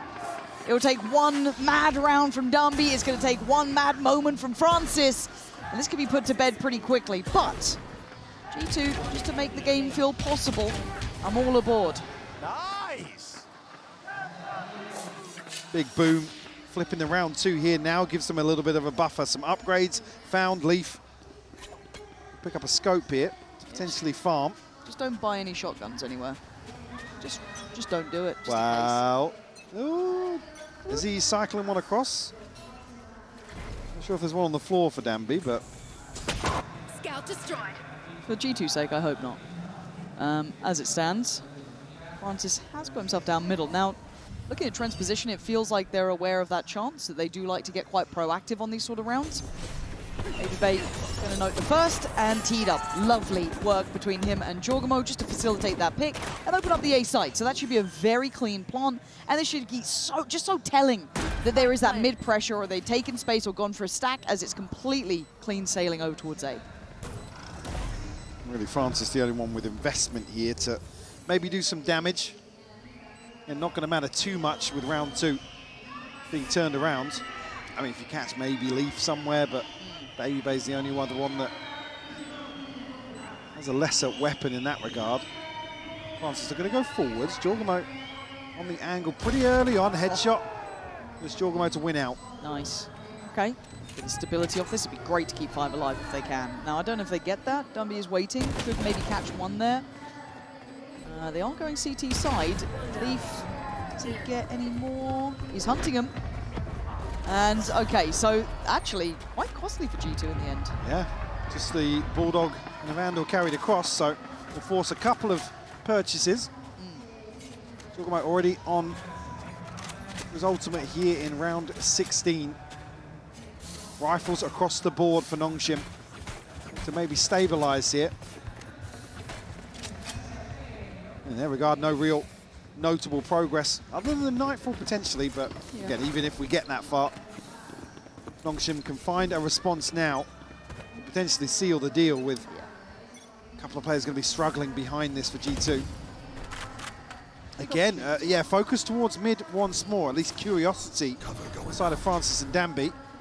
I just don't know if G2 even respect that smoke, though. They can work through that. They're already pretty close to it. Yeah, the dog should kind of clear house and allow that green light to go. RB going to shift back. Doesn't want to outstay his welcome here. Really the only one present on the A site, so he can't go down too early, and he doesn't. That's clean work. What a miss from Jorgamo. Yeah, so that's a new lease of life for RB, who still has that paranoia to play in, and he's got the support system of Danby now on the side of the map. G2 now pause outside and going to allow Nongshim to get a little bit aggressive. The slide out from Danby, fantastic. Jorgamo shut down. And they're reading that elbow's the next kind of priority focus. Danby then sent in. The Prowler, not going to make it around the corner, but Francis certainly does. Trent, big kill coming in for the Seekers. It's desperation. Is X-Frost going to deny any build back here? Nongshim making it up to 12. G2, this map, you might want to sooner forget it. You know, to obviously get a couple of rifles back into this, but as I said, 2 players will be struggling financially. Again, the aggression on display once more from Nongshim. The coordination is just beautiful. The clearance outside, and then, again, just immediately clearing back into elbow. Yep. It's a weird bite, but in their hands, I believe in it pretty firmly. 2 judges coming through, Francis and Danby both on towards it. On the other side, there will be issues. 2 stingers in effect. So you're looking at Joy, you're looking at Trent, you're looking at Baby Bait.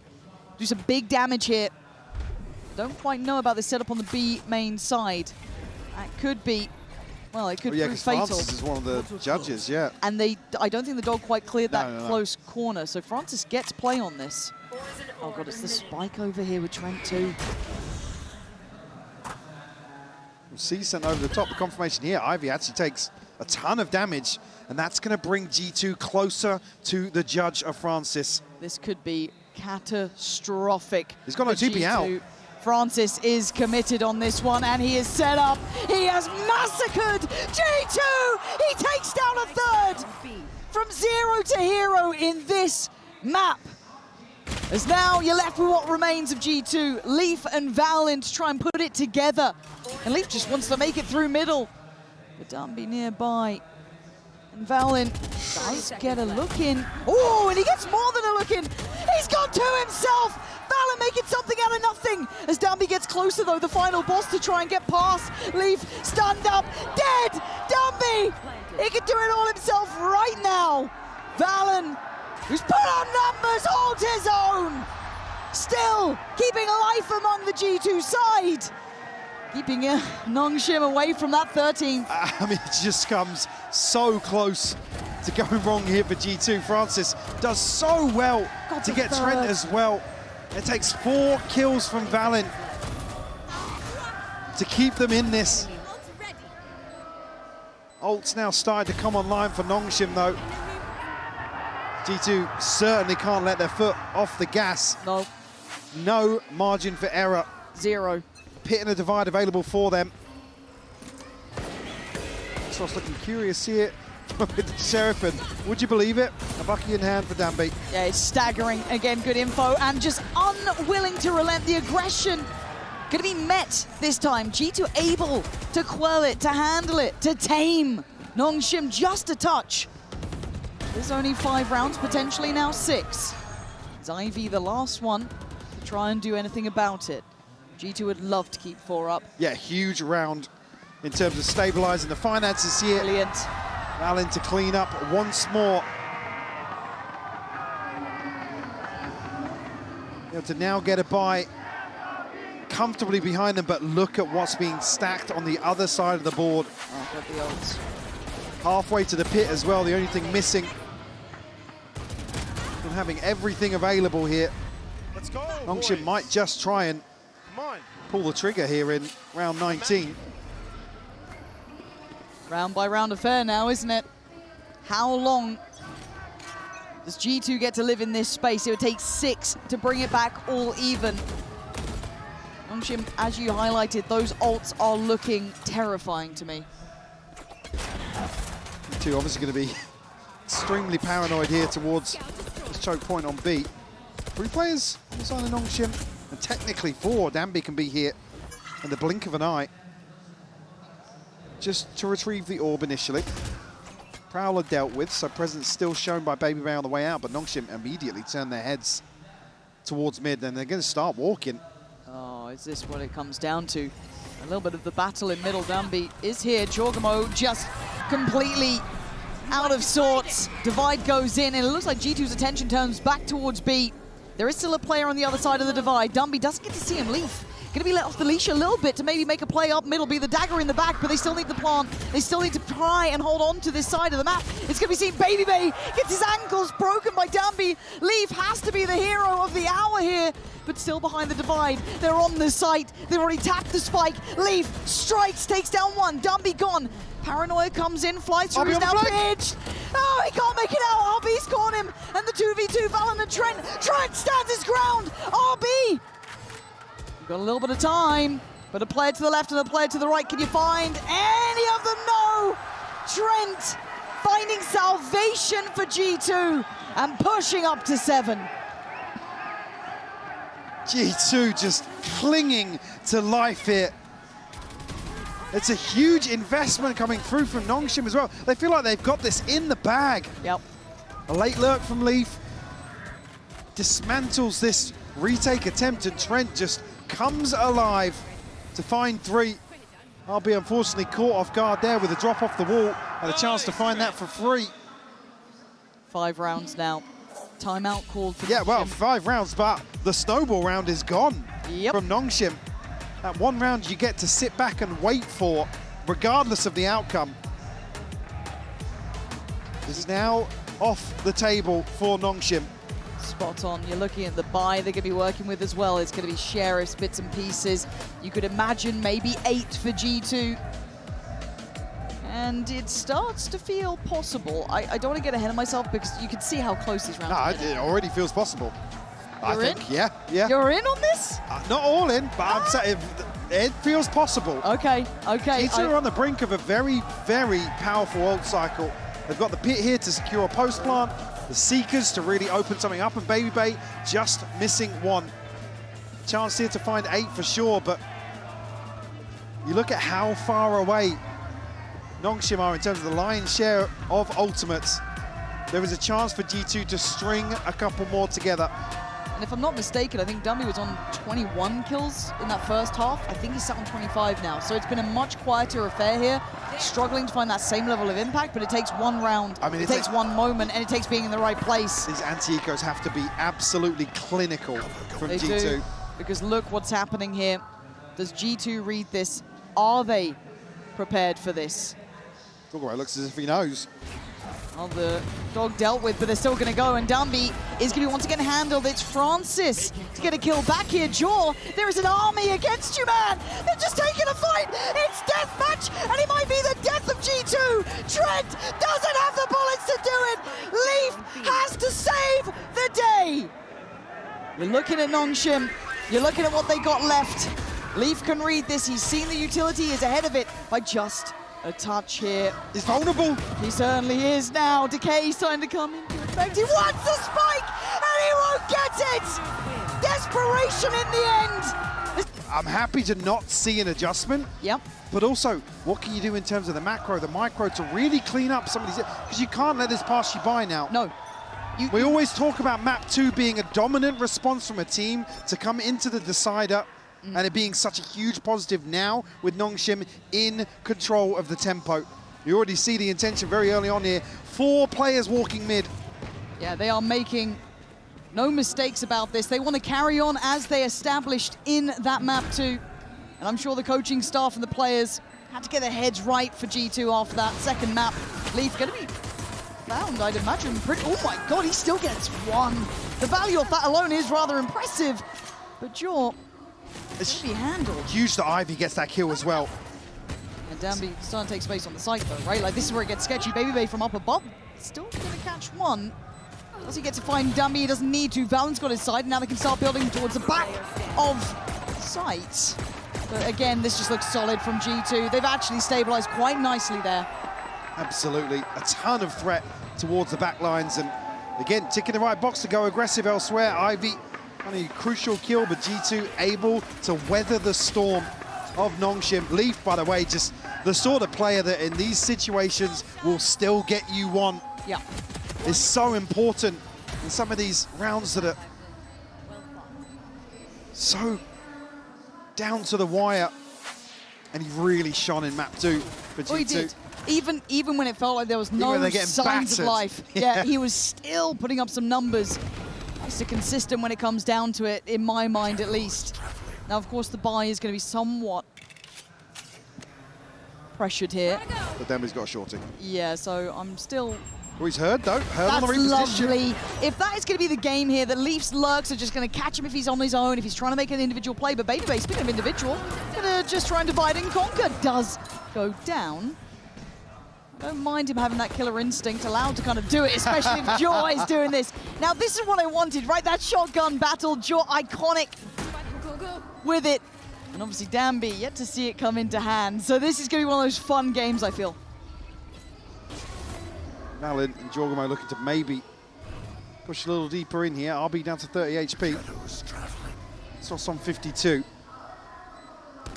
If they're even given a chance to remove a weapon here. Leaf on the hunt once more. Very healthy with the Stinger. We'll find another one, Valin, to clean up. Lovely. 4 left standing here for G2. Again, indicative of them wanting to take more control earlier on. Again, the finances really their downfall in that first half of Corrode. Certainly put themselves in a position now to string a few together. Well invested bonus as well. Jorgamo happy to sit on the bucky here. Yep. Well, I think he picked up the Spectre, right? And he's just filtered that out, gone back for this, so see what he does with it. You're kind of playing a dangerous game, though. It feels like you're inspiring Danby at this point. Yeah, don't egg him on. Yeah. But let's continue. Can Nongshim control G2 now, who've already started well. I feel like, I don't say made up for map 2, that's not the case at all, but they've kind of stopped the ball rolling. A bonus would for me. Oh, now that would, yeah, you're right, Jaw. Just aggression, name of the game. This feels like vintage Jaw. If we get him continuing at this sort of tempo and pace, oh, I'm on for it. Dumby. Noted earlier towards ramp by Leaf, he was actually checkmated in that, but as it stands, G2 going to take that mid space up in towards vents and then pause. Potentially waiting for a flank to come through and overstep somewhere. Jorgamo happy to reveal his position here. The Bucky acting as a deterrent. Yeah. Anyone to go exploring back in. Francis, well, actually, no. I mean, he got in there. Gets the follow-up, yeah, onto Valen. Yeah, this is great, actually. Nongshim not really biting on re-clearing that space that G2 had garnered. They were happy to be quite stoic in nature, stamp their authority and say, well, look, you're not going to get the spike down in middle, so we'll just hold those rotations, hold those pivot points. You can see now, yes, A is a bit more vulnerable, but G2 still eyeing up towards heaven, still trying to scale this way, and Leaf giving away forward. Francis. That was pretty nice. And there we go. RB not going to let Ivy even get isolated in that. A really nice crossfire kind of trade in. But again, that was the bonus. 3 rifles carried across here, and I'm sure there'll probably be one cycled out for a judge, potentially. And really looking for this second wave where Nongshim are able to back up, create a bit of distance here and mitigate that risk as best they can. We'll see Jorgamo now pick up a rifle. It feels like such a balancing act, though, isn't it? Because you always want to try and retake a bit of the space there, control the information game. Let's see what the plan from the offset is from G2. Not particularly fast in tempo, nor direct, but you can see it as a 4-1 start. But on the other side, Nongshim are staking their claim towards B main. Francis looking as if he wants to go forward as well. He's got his TP all the way back behind A. Be able to get back across this side of the map very quickly if needed. Nongshim able to stop G2 at the front door. Have conceded ramp though, and Dambi none the wiser. Yeah, this back and forth is not really opening up the site yet. Look at the amount of bodies from Nongshim. That's beautiful from Valen, better from Trent, and suddenly they have access. They can just bury that spike through. Zexros would need to go nuclear, but 10 HP is just not enough in my mind. You'd imagine they have the numbers to make sure there's safety. So G2 weathering the storm though. Reality check here for Nongshim. Certainly going to require an early adjustment here. Exos and Francis have ultimates available. Again, a couple of weird challenges coming through, particularly from Francis, just out in no man's land on rafters. And like I said, none the wiser that there could be somebody as deep as they were on ramp. And so not necessarily surprising to see this timeout called early to maybe bring a couple of these Nongshim players back in line, adjust the expectations a little bit.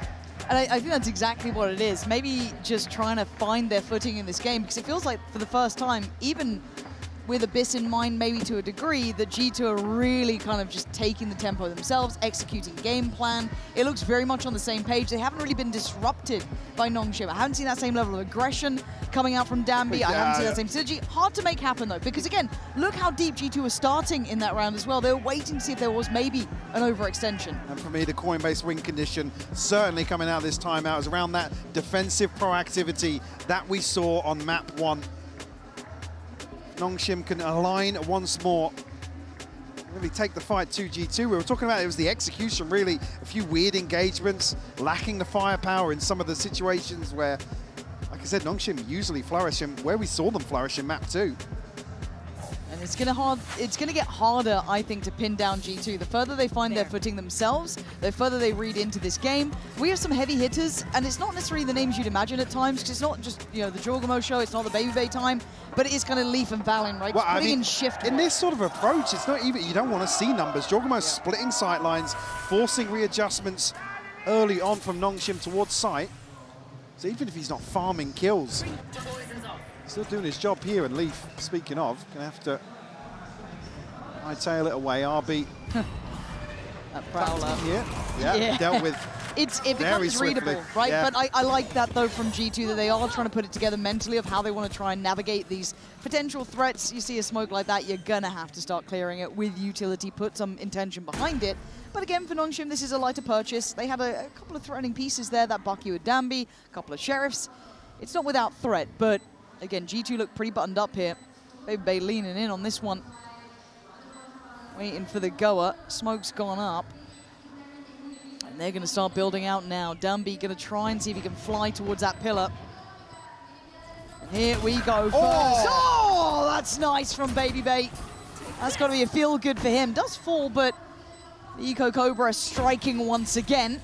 But for G2, a round's a round. And you take it when you get him, because look at the threat that can happen in a second. Oh, Trent's there. Snappy all good. Kills coming all back good. and forth. G2 up to 4. Now we're looking for what was discussed within that timeout. For Nongshim, he said, still got the 2 ultimates to play Nice. with. The adjustment here for Baby Bay, beautiful.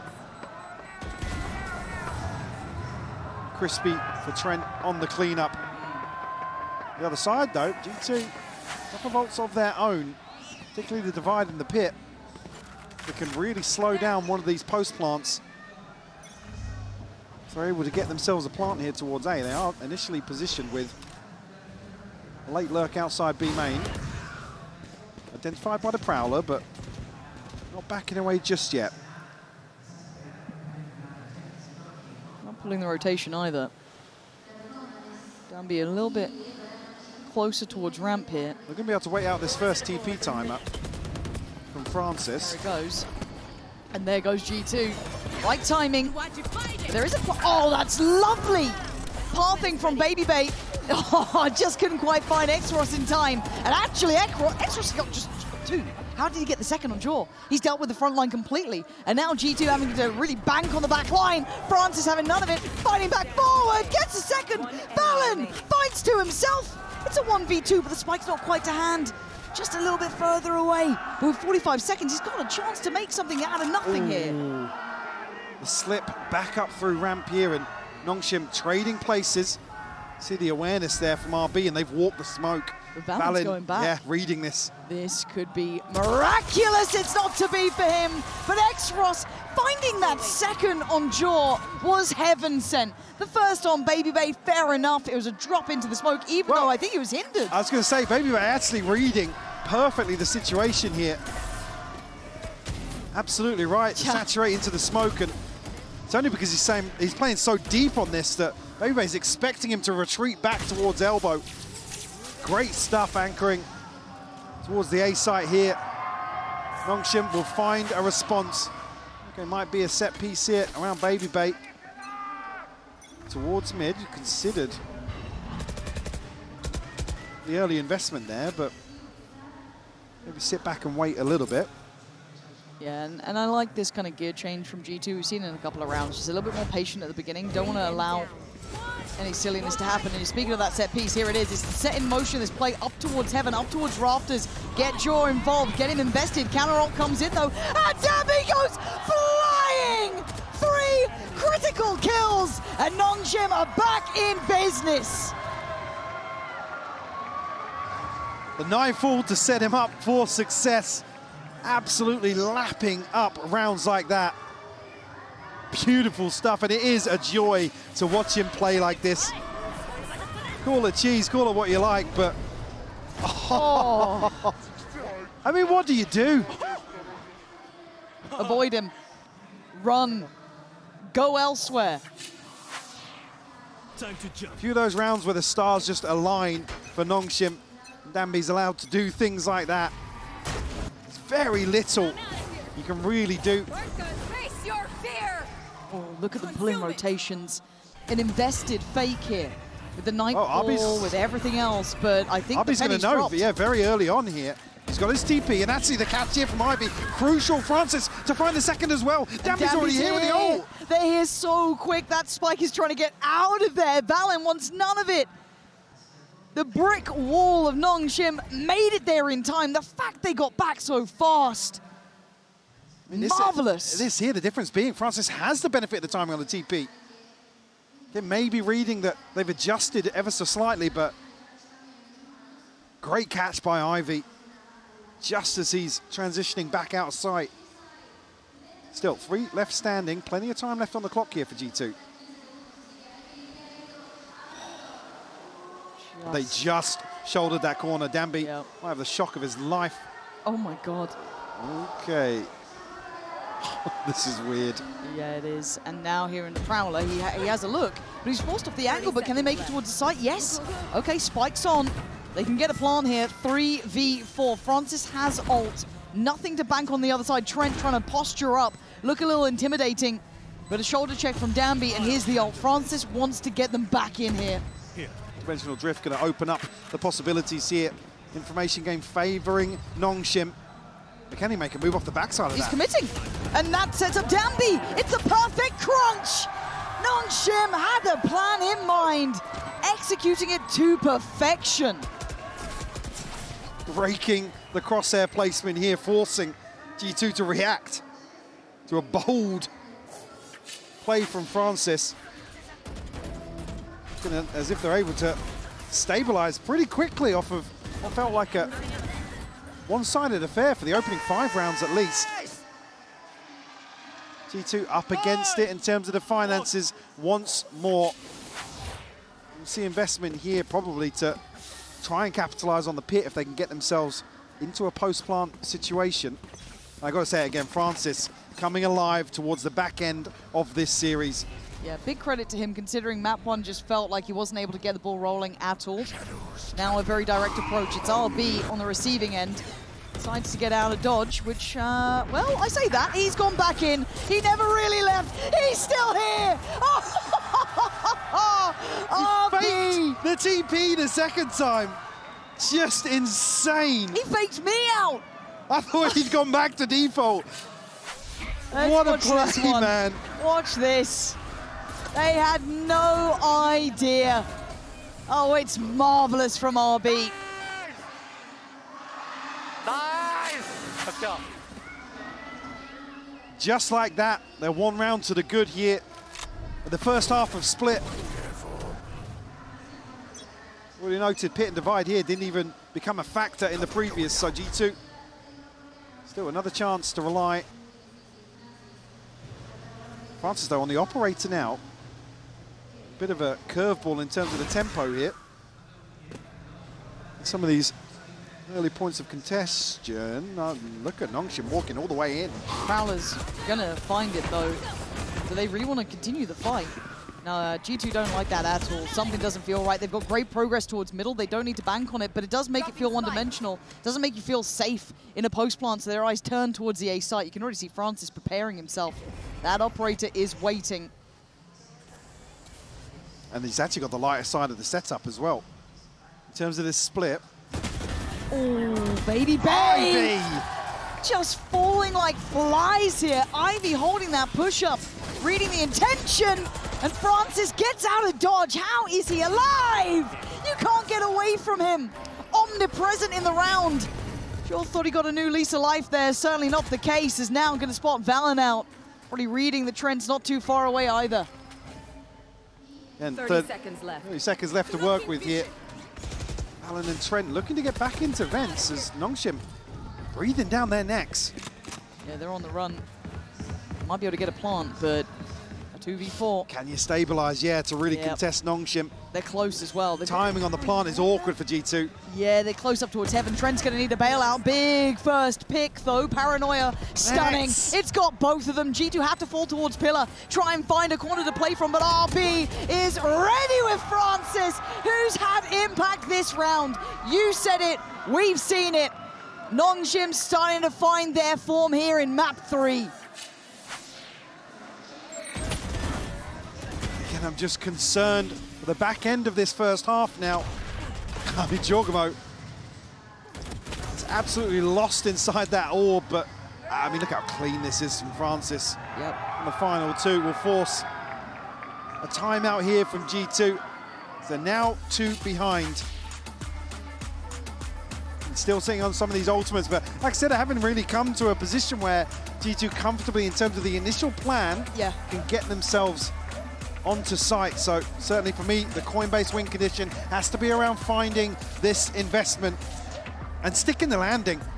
They're kind of getting lost a little bit in the early and mid round in terms of that back and forth exchange. Back over towards the site. Yeah, it just feels like a death funnel. Absolutely. Every time they try and get that stability on Those choke site. points. Those crossfires, just... It's brutal. It really is. It really, really is. And for G2, it's a hard conversation to have because you don't have many rounds to play with now. You don't really have the buy behind it. You haven't had much time to really, as you said, bring those ults into position.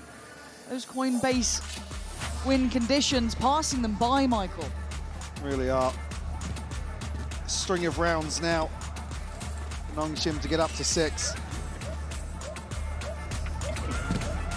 Definitely back in the driving seat. Almost a little reclined, to be honest. Yeah. Okay. Let's see what you got here. This is 5 rounds in succession for Nongshim, and it's looked solid. Looks like they've got really that great read on G2, and Francis's confidence just seems to get more and more happy to take a risk here. Has his way out, and he finds the target. Babybay trying to back himself in the fight. But now they go to the strongest side of the map. There's 3 players here. Being manipulated once more. 3 stingers and a sheriff. No chance to retrieve the weapon just yet. Actually, Danby already curious. You can see him shouldering here, has a prowler that will identify G2's whereabouts. Vi going to go up here, maybe cause some issues, but the reveal's perfect from Xros. Xros has been just such a little X factor to really finding value. Danby keeping him out, keeping him somewhat humbled, setting up Xros again. This guy's still firing. And just look at what he could do to them. They're left in pieces. 4 players alive for Nongshim. They look unfazed by G2. Round 12 could be everything for Nongshim in terms of securing such a comfortable advantage here. Francis, again, just on a solo endeavor as well. Talk about paying too much respect with a player slipping so deep on mid. Catching a freebie like that. And I'll let you have it, Corrode, call it the Danby show. This one, it's Francis, it's Xros. They are having their time in the sun. That could turn on the second half, but already, okay, I guess he wants the show to be back on. Danby finally dealt with by Leaf, but still there's problems in this. That Spike is trying to get away from that side of the map. Francis now played back in, gonna take his way out, expecting it to end on that B hit. TP back out here. Babybay looking to go a little deeper towards Vents here and does make it work with the judge. Well, that isolates Ivy. But does G2 read that? Because looking where that spike's heading, it's slowly back towards B. Francis is still here. And look at his curiosity. Francis is going forwards as well. Yeah, which might be almost a misread for RB because they see no contact towards B main, but by this point, they've also not seen anything towards Heaven. It feels a bit bizarre. G2 pausing up towards Heaven. And Francis. Oh, if he catches Babybay, maybe. Let's cross back out of Vents. I mean, he's going to hear this. My God. Oh, my God. Francis, he could be the absolute end of this. And he just needs to back away. He actually goes back for more. He didn't even need to. He'd done enough to bring it to this 2v2. Ivy and RB now bringing themselves back towards the B side. Babybay and Valen. Love a plant here. Still got Paranoia here, and Ivy actually going to catch Babybay. Spam not connecting for RB, though. Paranoia. Valen's going to get caught here. Can he be the one to give G2 just a dash of hope? Just brutal once more from Nongshim. Will secure 8 on the half. The G2 left trailing, scrambling for answers. In a lot of these rounds, a tough setup now for the second half. G2 have to find a way to fight back.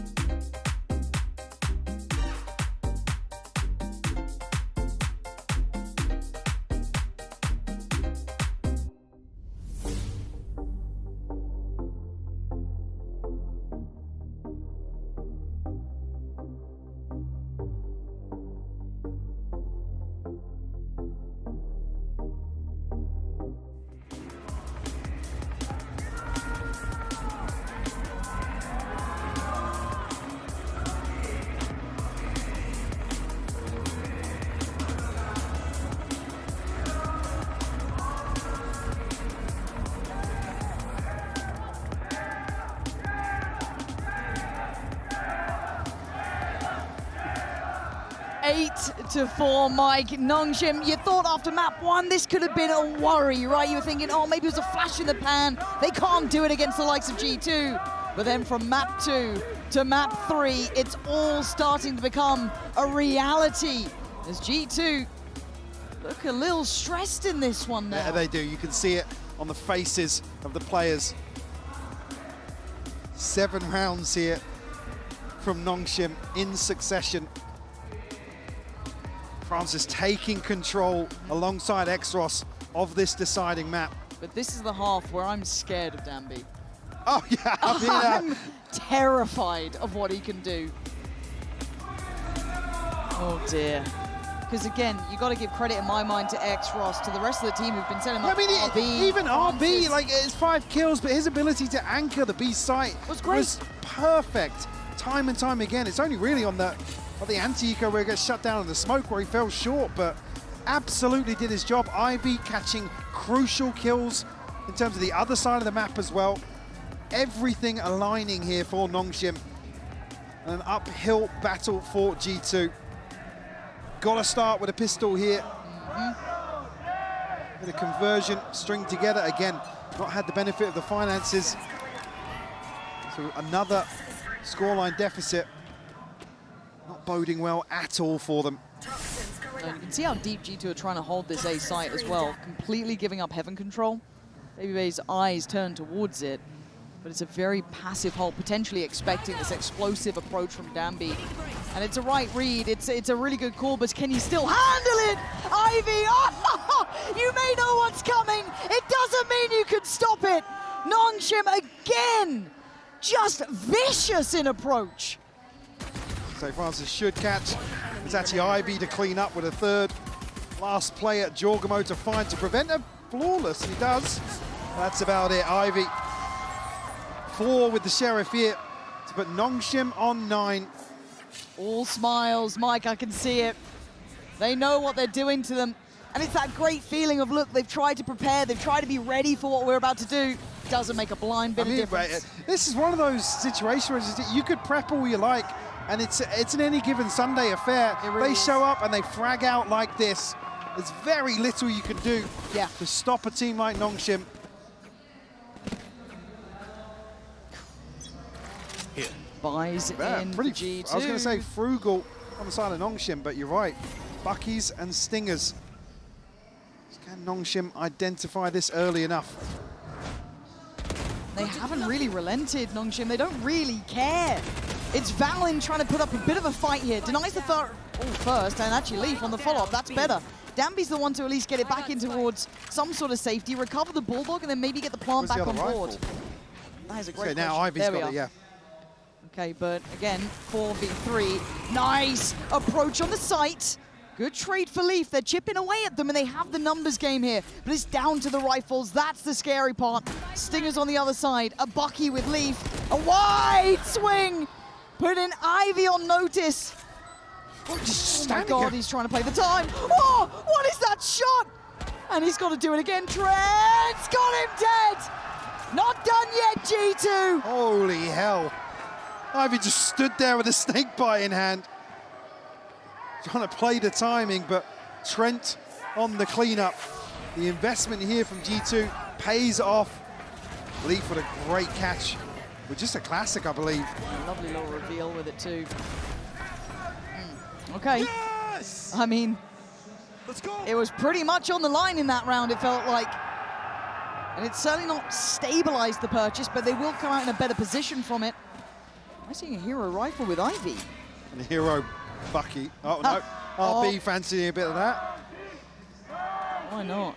Give it a go. You got a couple rounds to play with, not too many. If they can keep G2 under the thumb, that is going to be an issue. Prowler going to find deep contact. And it is all deep on B main right now. The orb should be fairly indicative of intent here from Nongshim. Going to be slightly delayed on the back of a little bit of utility invested towards the site. Valin going to be under a ton of pressure. Yeah, luckily he's got some help here. Danby, just brutal, but it's Leaf to not give a damn about it. Leaving a 1v2. Jaw's got a judge and BabyBay's got a stinger. Ivy outguns them. And has he read it? Oh, he's got no idea. None the wiser. Bait and switch off the audio is beautiful from G2, Lauren. That's that synergy we want to be seeing. They've weathered the first real hurdle there, but the buy's back in for Nongshim. Leaf just one away from the pit now. It's revealed. Huge reveal, yeah. They've been exceptionally good. Oh, thank God for Leaf there, though. This year it looked like Danby was going to string together a couple. He's back on the judge again. Shocker. See on the other side, Ivy already with the pit in hand. Chance to set Danby in motion. Not that he needs a pit to really shine with the judge, but Valen's been under a ton of pressure previously, and that's not going to let up just yet, but stands up here. Yeah, incredible work, actually, to be able to deal with that front line. Yes, we'll get traded out, but he's still done good damage and give them a numbers game to the good. Player up, leaving Xros, RB and Francis trying to brute force this B site again. No flank, no lurk. It's all very direct in approach here. G2's patience gonna put Nongshim under pressure. Francis, sharp today. Gonna get an opportunity on Baby Bay, but it's RB to get absolutely bamboozled. Leaf for the punish, and G2 bringing it back now. Up to 7. You're within 2 very quickly here. And a chance, finally, what it feels like since map 1, to stabilize the finances. Danby just, I mean, even Valen on the retreat there, it's still a beautiful catch. One enemy remaining. Yeah, looking a little linear in terms of the approach early on here for Nongshim. Let's go! G2 win out massively in terms of the tempo, in terms of stripping away maybe some of that confidence on the side of Nongshim. First ult cycle, we talked about the pit being available on both sides now. Nightfall for Trent, Valen just one away from the divide. Danby already has his in hand. Actually, Xros also just one away from the Nightfall. Now top of the board for Nongshim, by the way. Yeah, no, which is brilliant to see. He has been certainly in contention the whole time with Francis, those two going back and forth. But I'd like to see some depth to Nongshim here. As I said, it felt way too direct, almost too stubborn to give up on that B approach. Maybe relying on winning out these engagements, because the first half was pretty one-sided in terms of the firefighting at least. But I mean, G2 should read this as an adjustment towards mid or A. Whether or not there's a plan in place to capitalize outside B, we'll have to wait and see. For me, though, I want to put a lot of credit towards Valen in this, considering he's been dealing with that majority of that B hit. He's done really well. Don't get me wrong, Trent's been great with the reveals and support too. Similar to what we're talking about with RB in the first half, right? Yes. Get a kill, slow it down a little bit. And it is the correct read so far, at least for the strong side of the map for G2. Both sides actually covered here. The mid going to be covered by the pit of Leaf, and they're well equipped to handle this adjustment, the audible call towards A. Slowing down Danby, quite literally. Something they can bank on. I don't think the Prowler connected to either player close by as well. This is not good, though. No, they've slipped the pit. I mean, Baby Bay's playing deep. Feels like it's been relayed. There's a chance that this has happened. But it does cut off rotations. It does, yeah. Keeps you very behind the wheel, but can Nongshim even identify that? They've made it through this far, and it's probably put a couple of question marks. And they're very much at the door. They are with Stingers, they are with Buckies. It's still not a great buy, but that's not really stopped them yet. I mean, a smoke here causes major issues for Valen. And the fact that Jorgmo's on a judge and tucked into sight. Okay, can Valen once again live here? Jor doing the dance, and he is going to be coming out on top in this one, keeping them at arm's length. Trent will do the two-step with Ivy. There's Xros, not able to scale in here. Very diligent from G2, very disciplined from G2. That is what the doctor ordered. Don't allow him in the door. Don't lose that discipline. Get back up to 8. Valen to shine once more. Again, because Jorgmo tucking into sight. The judge here is actually pretty risky. Valen goes completely unchecked on the drop from heaven. Absolutely stellar work from Valen. 4 in a row for G2. One more to tie things up. Nongshim, a rinse and repeat. Baby Bay able to slow things down here as counter util, but this time around, this is Gatch. Danby's ahead of it. Yeah, Danby now let off the leash. This is where the problems begin. If he gets to play his game with Francis slicing through middle. It leaves just two alive. Valen, the backbone in some of these rounds, now stands basically against 5 players. Where's your anchoring now? Valen has to go huge to make this doable in a 2v5. And they're looking to punish Trent. Yeah. He can get one. Oh my God, he could have gotten more, but he does only get one. And now does that then turn their attention? Or do they bullishly work their way forward? Valen doesn't know it. Now he does! Peekaboo from Danby. And that's all it takes. Second approach towards A. Just that slight adjustment on the timing early on from Danby. Beautiful learning on the fly from them. And Francis, I mean, another situation where he's just teed up. Doesn't even need to transfer this time. The response found double digits for Nongshim. Needed that one though. Felt like they were in a bit of a drought. Felt like the build back was certainly happening, and G2 still within touching distance. Don't think they're not. And the battle in middle begins, and already Danby once again dealt with.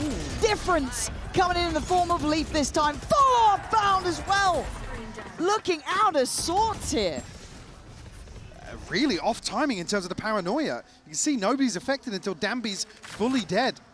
Maybe relying a little too much on that early utility, the flash and the stun. Still 3 players for Nongshim. Alive and kicking, very healthy, but the full force of G2 on the other side.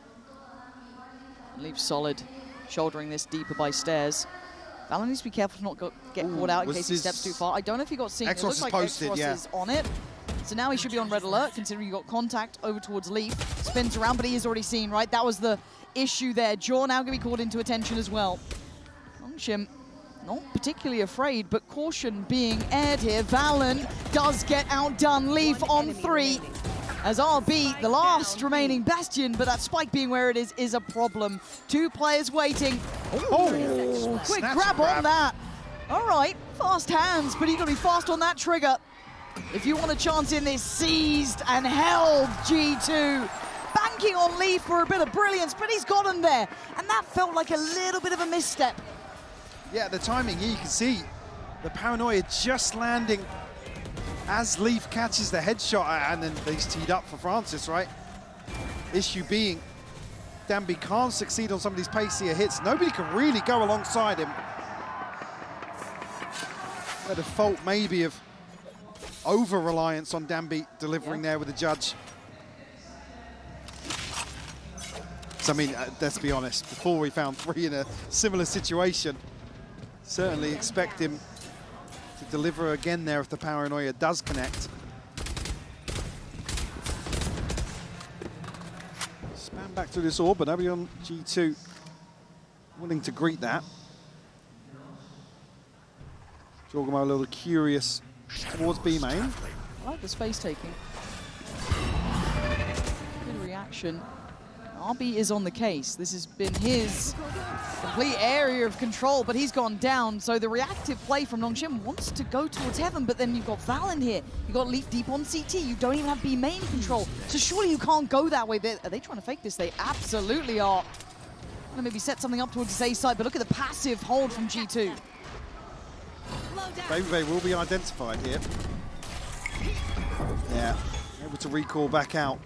But it gives Danby an opportunity to backfill that space now, get posted up close and personal with the judge.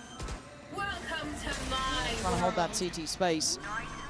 Here come all the ults, putting everything on the line. They look for the fight back through CT, but they flood out through heaven. This is nice, but they still need to clear the pit. Baby Bay going to be put to work here. Can he find him in time? Leaf's got one. Baby Bay brilliant, clearing out, but Danby back into the case, back into action, back doing work. Diffuse is going to be perfectly fine in the end. Numbers sitting secure for G2, who've made it back up all even. Instantaneous response here from G2. No hesitation about the plan. The Divide just cutting off the backside of this pit. Not even sure how those first 2 kills even came to be. Yeah. This is a really resilient showing from G2. I have to say it as well. Overall, after that first half, I was concerned. I was worried they might have been a little bit out of it, dazed and confused. But there is quality. Back in this position where we're almost questioning some of the depth in approach here for Nongshim. G2, like I said, in terms of the war of attrition, they are kind of on top in a few of these pacier, hyper-aggressive takes. Trent might be caught on a bit of an awkward timing here. Does get towards CT, and the Prowler really well timed. Danby, they are reading how this guy wants to play. There's 3 players posted towards this position. And X-Ross outdoes, well, Jorgamo outdoes him, should I say.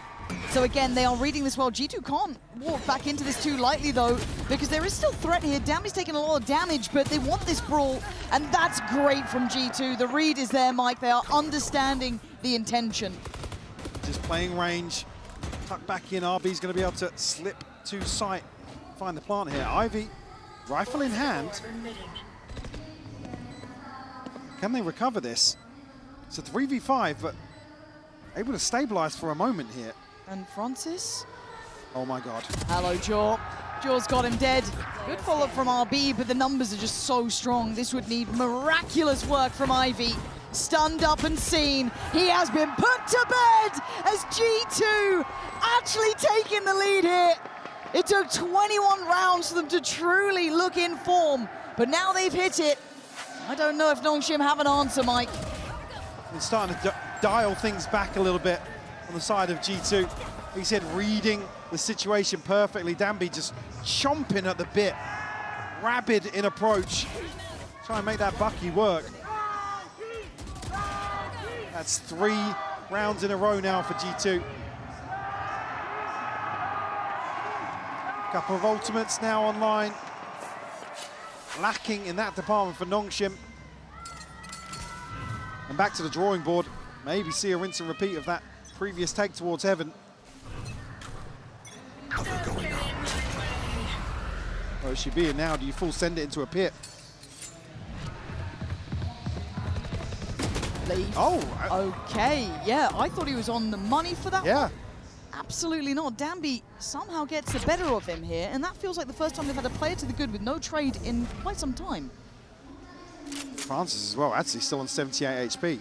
Obviously, Decay made that look a lot worse than it was. Still, 3 players positioned towards A, so correct read from G2 here. Going to be well positioned to deal with this audible call.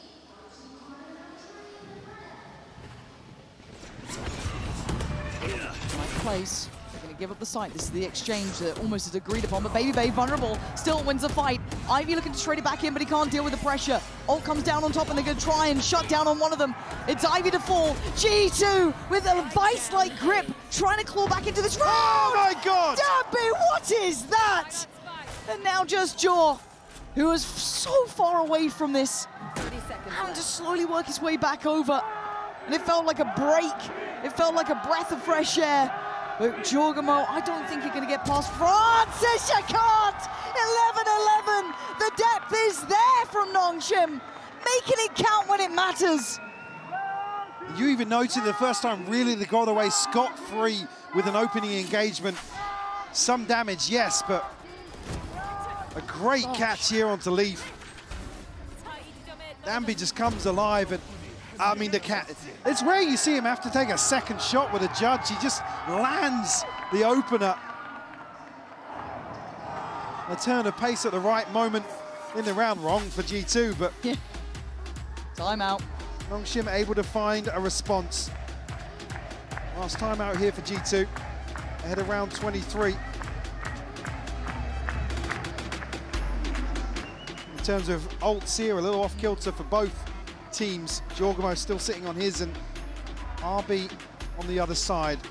Unlikely to see anything else, but potentially X-Ross with the Nightfall. And what's the next steps for Nongshim? Well, that's the thing, because it doesn't feel consistent. No, it doesn't. No, they've kind of found a little value now on both sides of the map, but It's not felt comfortable. No, and it doesn't feel like you can repeat those steps every time. And G2 have looked better in the reads as well, coming out of some of these timeouts, this one being theirs, but in terms of where Nongshim have switched things up, hasn't amounted to more than 3 rounds in the second half. And of course, we got headphones. Jorgamo again. Again? Has he been at this before? Historically, Jorgamo. I mean, true. Yeah. We need to get a tally going. What, Or just like a hit list of players. It'll still be Nookie at the top. Yeah, there was something going on with that. But also, there's been a couple of villains in dropping any various drinks on stages. That was key for a while, but hopefully Jor gets that one sorted out. But I guess it kind of also, I mean, whether you like it or not, lets it simmer for a second. 11-11 here.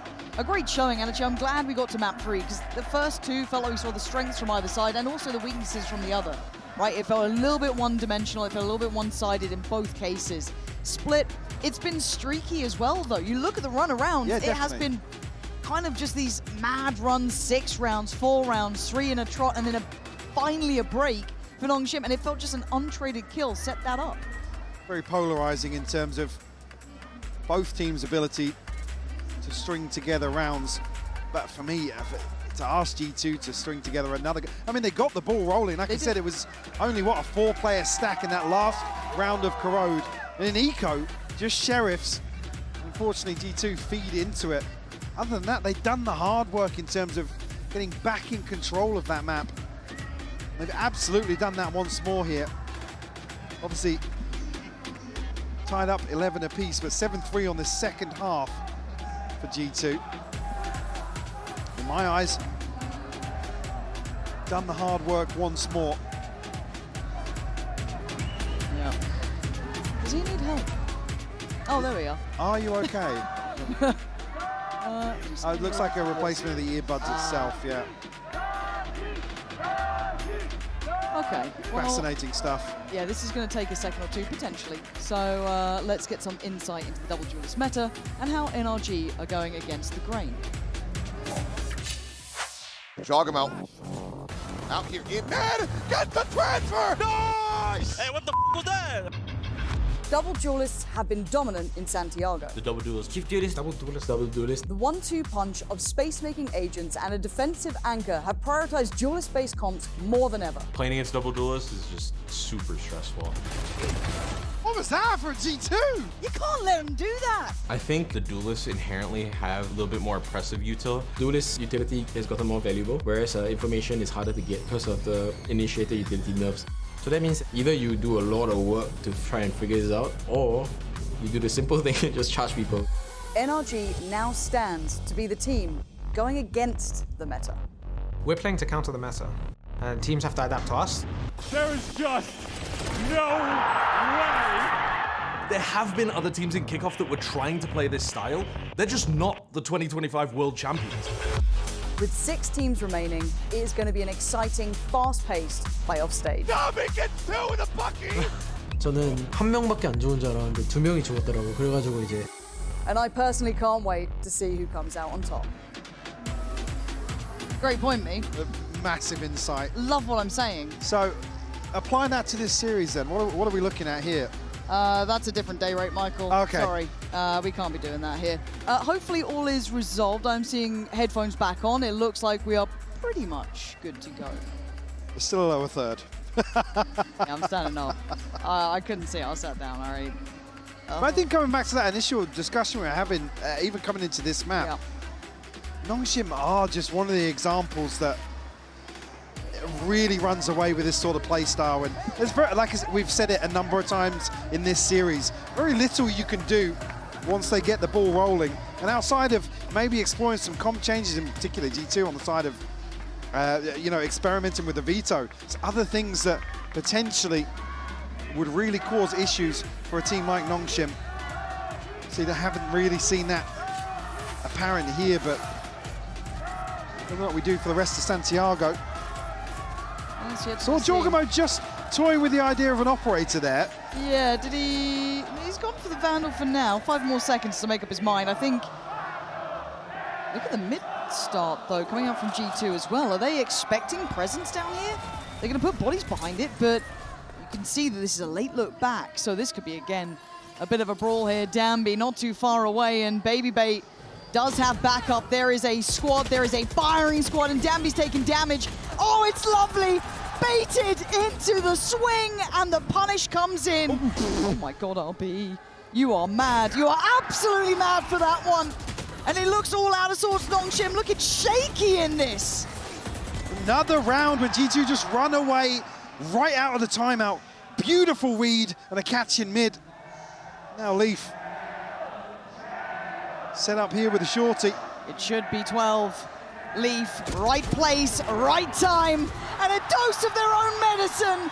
2 quick kills, handling the pressure in middle, and you saw that bait in action, the swing on it, and then just standing top middle.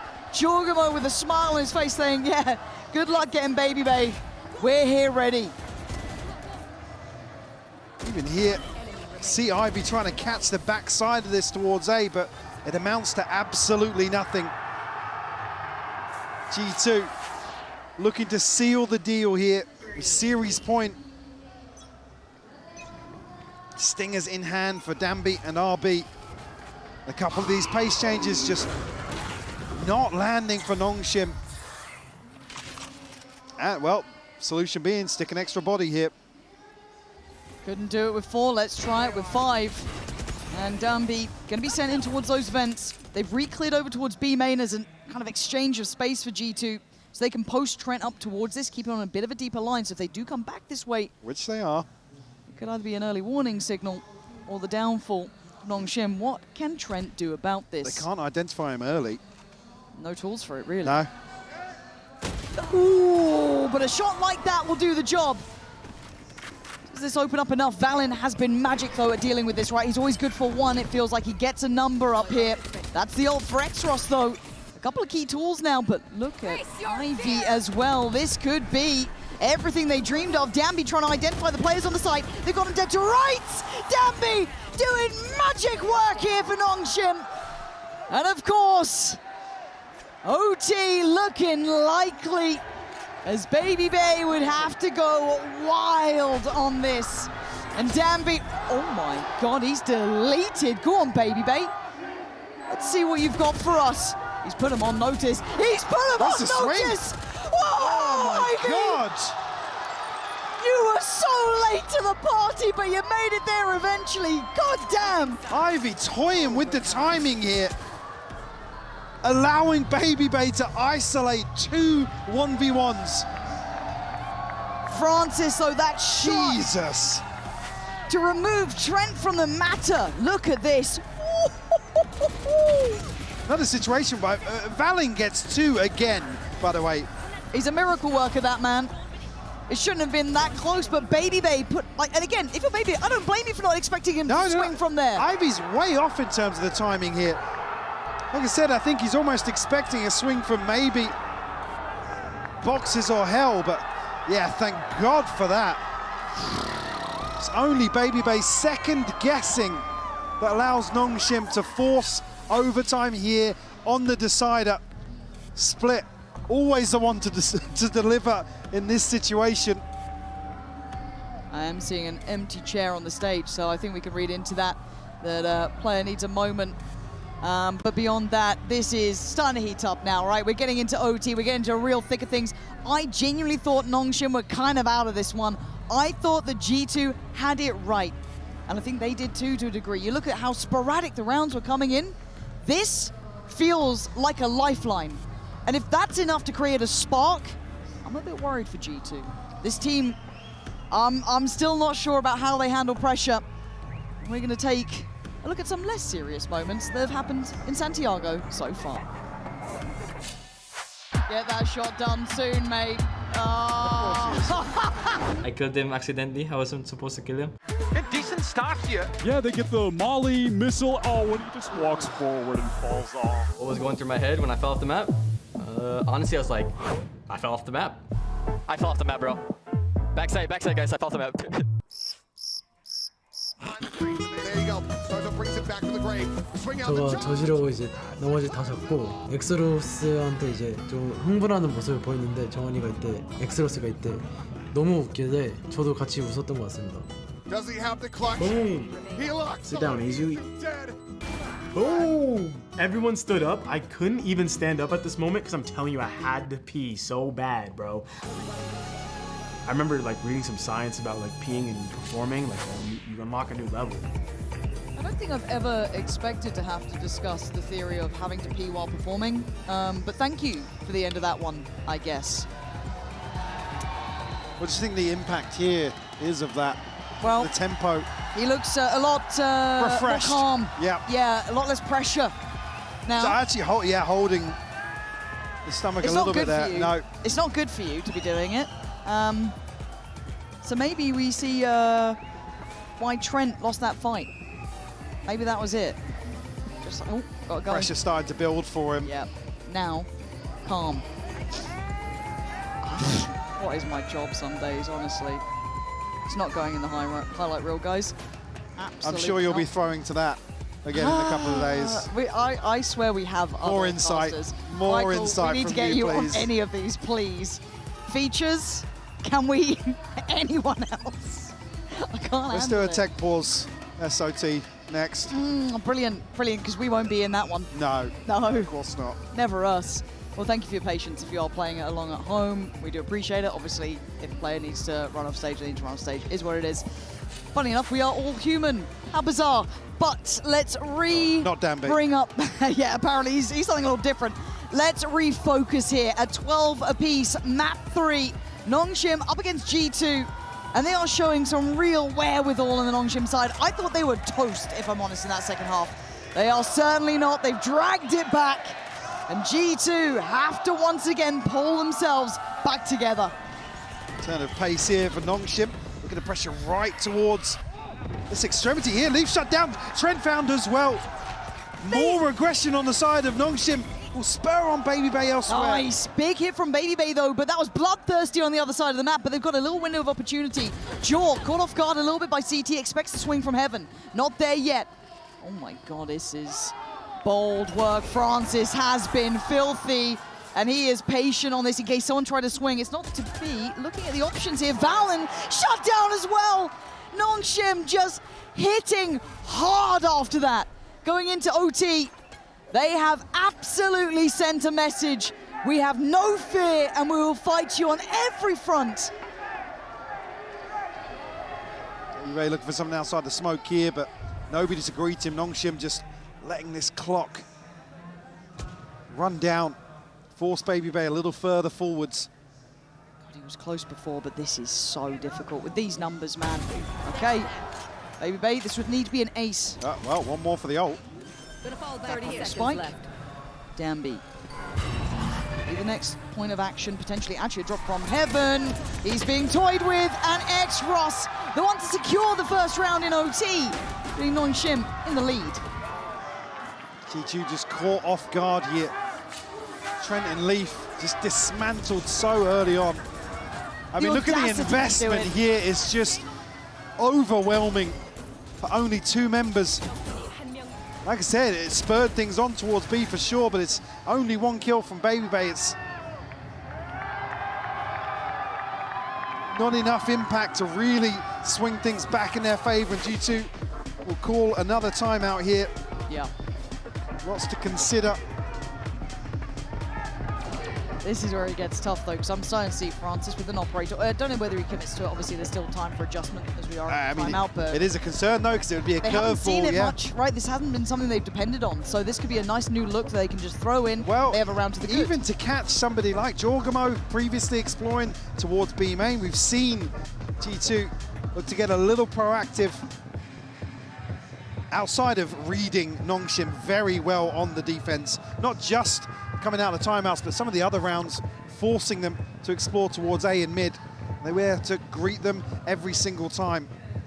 So yeah, Francis wants to really mess with their heads. And G2 feel like that's what's been working for them. The operator could certainly shine. There. Is he just Looking to find an opener towards A here, maybe, with it. We have Baby Bay and Trent here to hold down the fort for the time being. And TP towards Su is maybe not early commitment on the back of this, but he is going to drift onto the angle. Oh, there it is. What a surprise! As Francis just opens up the account. G2, it's panic stations here. Man to the good early, sight under control, and Francis goes what a catch hunting. from Leaf. Big work from Leaf. Backbone player, him and Valen, in my mind, have been essential to G2's success. Xros is on the way, slow and steady. He doesn't need to hurry yet. G2 need to get themselves on the same page, but he is getting closer. RB waiting for the swing timing here. It's time to go. G2 up for the fight. Dambi waiting, takes down Jaw. 3 players, and of course, it's Dambi at the helm of their destruction as Trent, last man alive. A 1v2 Trent. This is a lot to ask of anyone, and it's not gonna happen. Nongshim, it took a long time to get here, but my God, do they make it their own. 14-12. First big scalp claimed in my mind for this team.